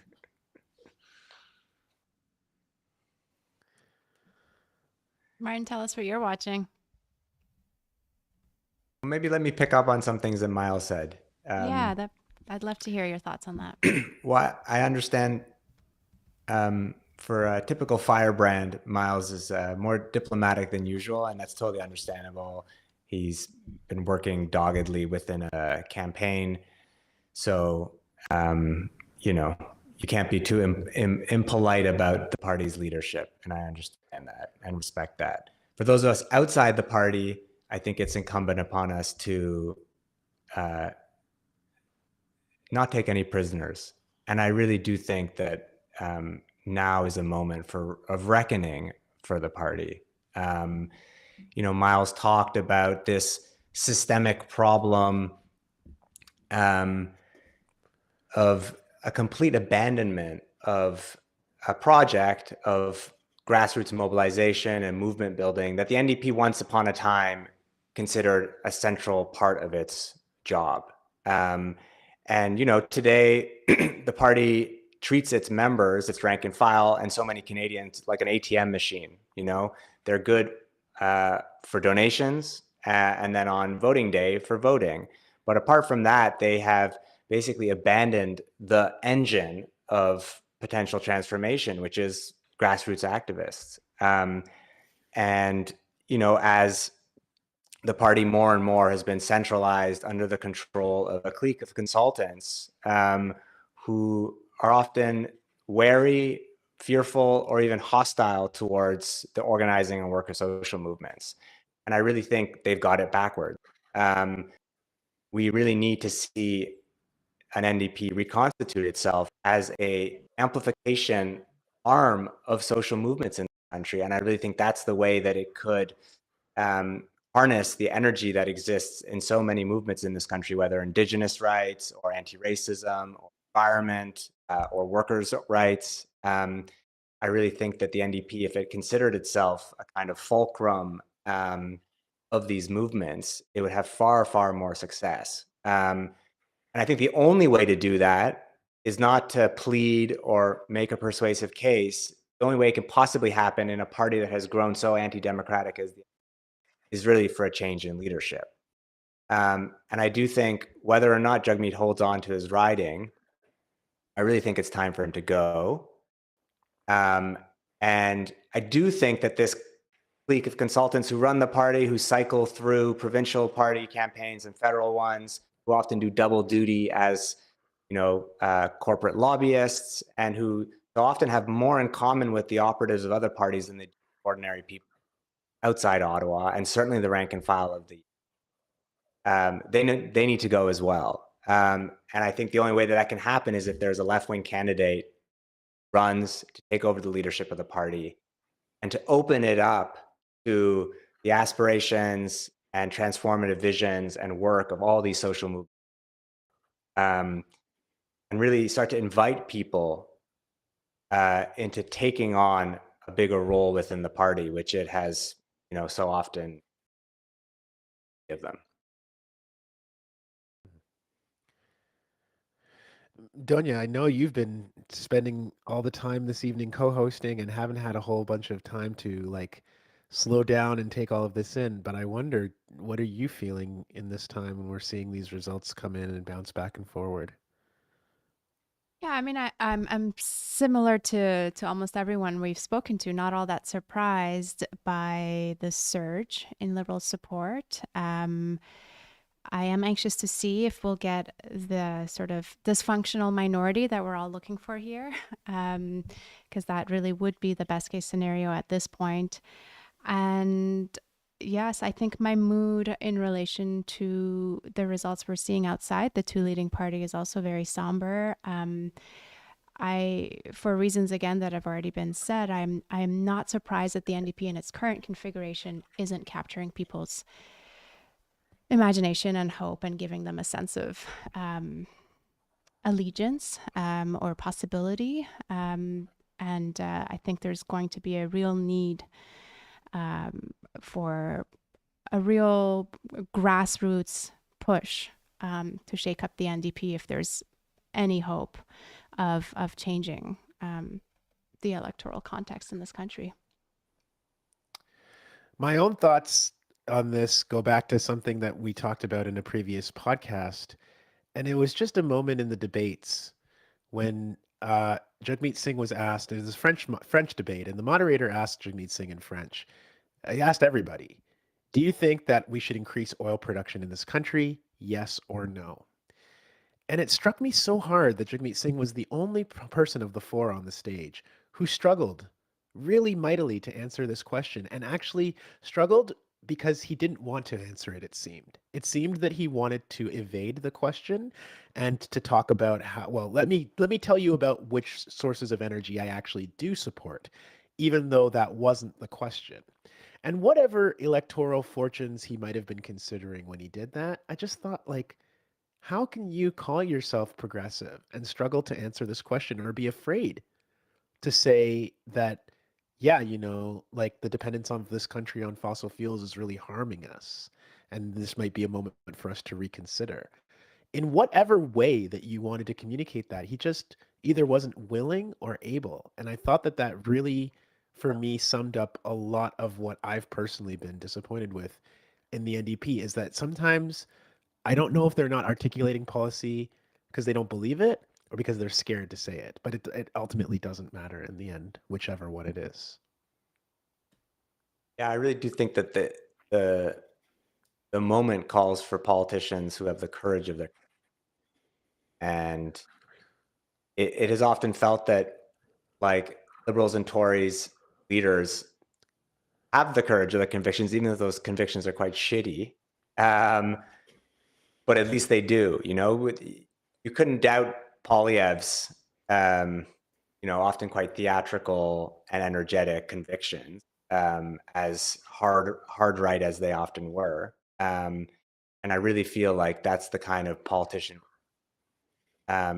It's also the kind of politician that I think could shake up the strategic voting card that the Liberals so effectively played again in this election. I know it's something that's come up tonight, but it is such a powerful argument that I think the left really needs to grapple with and come up with a better answer to. It has time and time again muzzled the imagination of Canada's basically progressive majority of voters. And it's continued to shore up the idea that we are stuck between two parties, and it has scared Canadians into settling again and again for the establishment Liberals.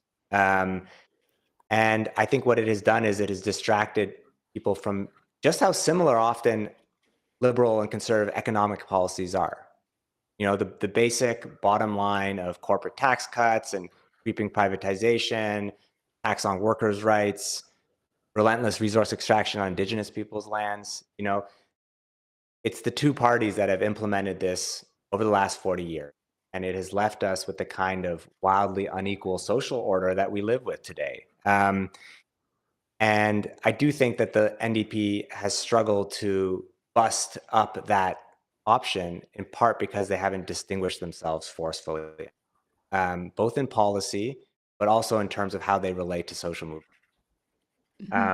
And it has left us with this lesser evil argument, which I think a lot of people in this election found persuasive, even though I think the fact that both of these parties, two major parties, are defenders of the same bankrupt economic order is what gives the lie to that promise of strategic voting. The politics of the Liberal Party aren't a lesser evil. They're the surest path to the greatest evil, or to the greater evil. And I think if we start to reframe how we understand that, we create an opening for a much more distinct, principled, and progressive NDP that could finally shake up that kind of, dismal option between parties. One neoliberalism with a kind of savage face, and one neoliberalism with a smiling one. I'm also reflecting on just how far we've come, how far we've strayed from where we were just a few years ago, when it seemed like the public mood was so bent against, corporate greed, and there was such a mood of like outrage against, we saw the profits that soared during the pandemic while the rest of us struggled. When the inflationary crisis took hold, when interest rates were going up, when grocery stores were gouging us and people were talking about boycotting Loblaws, there was all of that rage against corporate greed and profiteering. And Martin, you wrote this great piece that I always think about, which was like the way that all these different leaders did this class war pantomime, all kind of bending over backwards to see who could channel or like at least pretend to appeal to that anti-corporate rage the most. And the moment just seemed ripe for the NDP of all parties to step into that void and to channel that legitimate rage that people felt into a progressive direction. But they didn't. I think that continues to simmer under the surface. I think momentarily, perhaps not entirely momentarily, we have had our eyes trained on another conflict, namely Trump's economic war on Canada. Mm-hmm. But I do think it will return to the fore. Those, crises of unaffordability and inequality, racism and colonial land theft, they're not going away. If anything, a Liberal government under Mark Carney will only exacerbate and accelerate them. So I think that the moment is still ripe for either movements or potentially a rejuvenated and revived NDP to seize the opportunity to articulate a more compelling story about the sources of that inequality and crisis, more compelling than the one that's been offered by Pierre Poilievre, which I think is the one that gained the most ground. And to tell a story about, the corporate elite who have created it, enormous amounts of money, private profiteered, that exist for us to put our hands on to fund the kinds of transformation that we need. Mm-hmm. I'm going to be honest, you two, even though we've been on the air for 4 hours, there's still things that I want to ask you. But because we have a little schedule here and I want to keep us relatively to it, which we've been doing a great job of this evening, I must say, I'm going to bring us towards wrapping. And I'm going to start by saying to everybody who's been watching this live stream this evening, we're so very grateful that you've given us your time and your attention this evening. Thank you so much for being with us here on this election night broadcast, a very special one for all of us. We want to thank you. We want to thank many, many people. We hope that you've been, entertained and educated by some of the conversations. Our wonderful lineup of guests that we've had. We've got to thank all of them for coming through on a night like tonight and giving us their time and their thinking.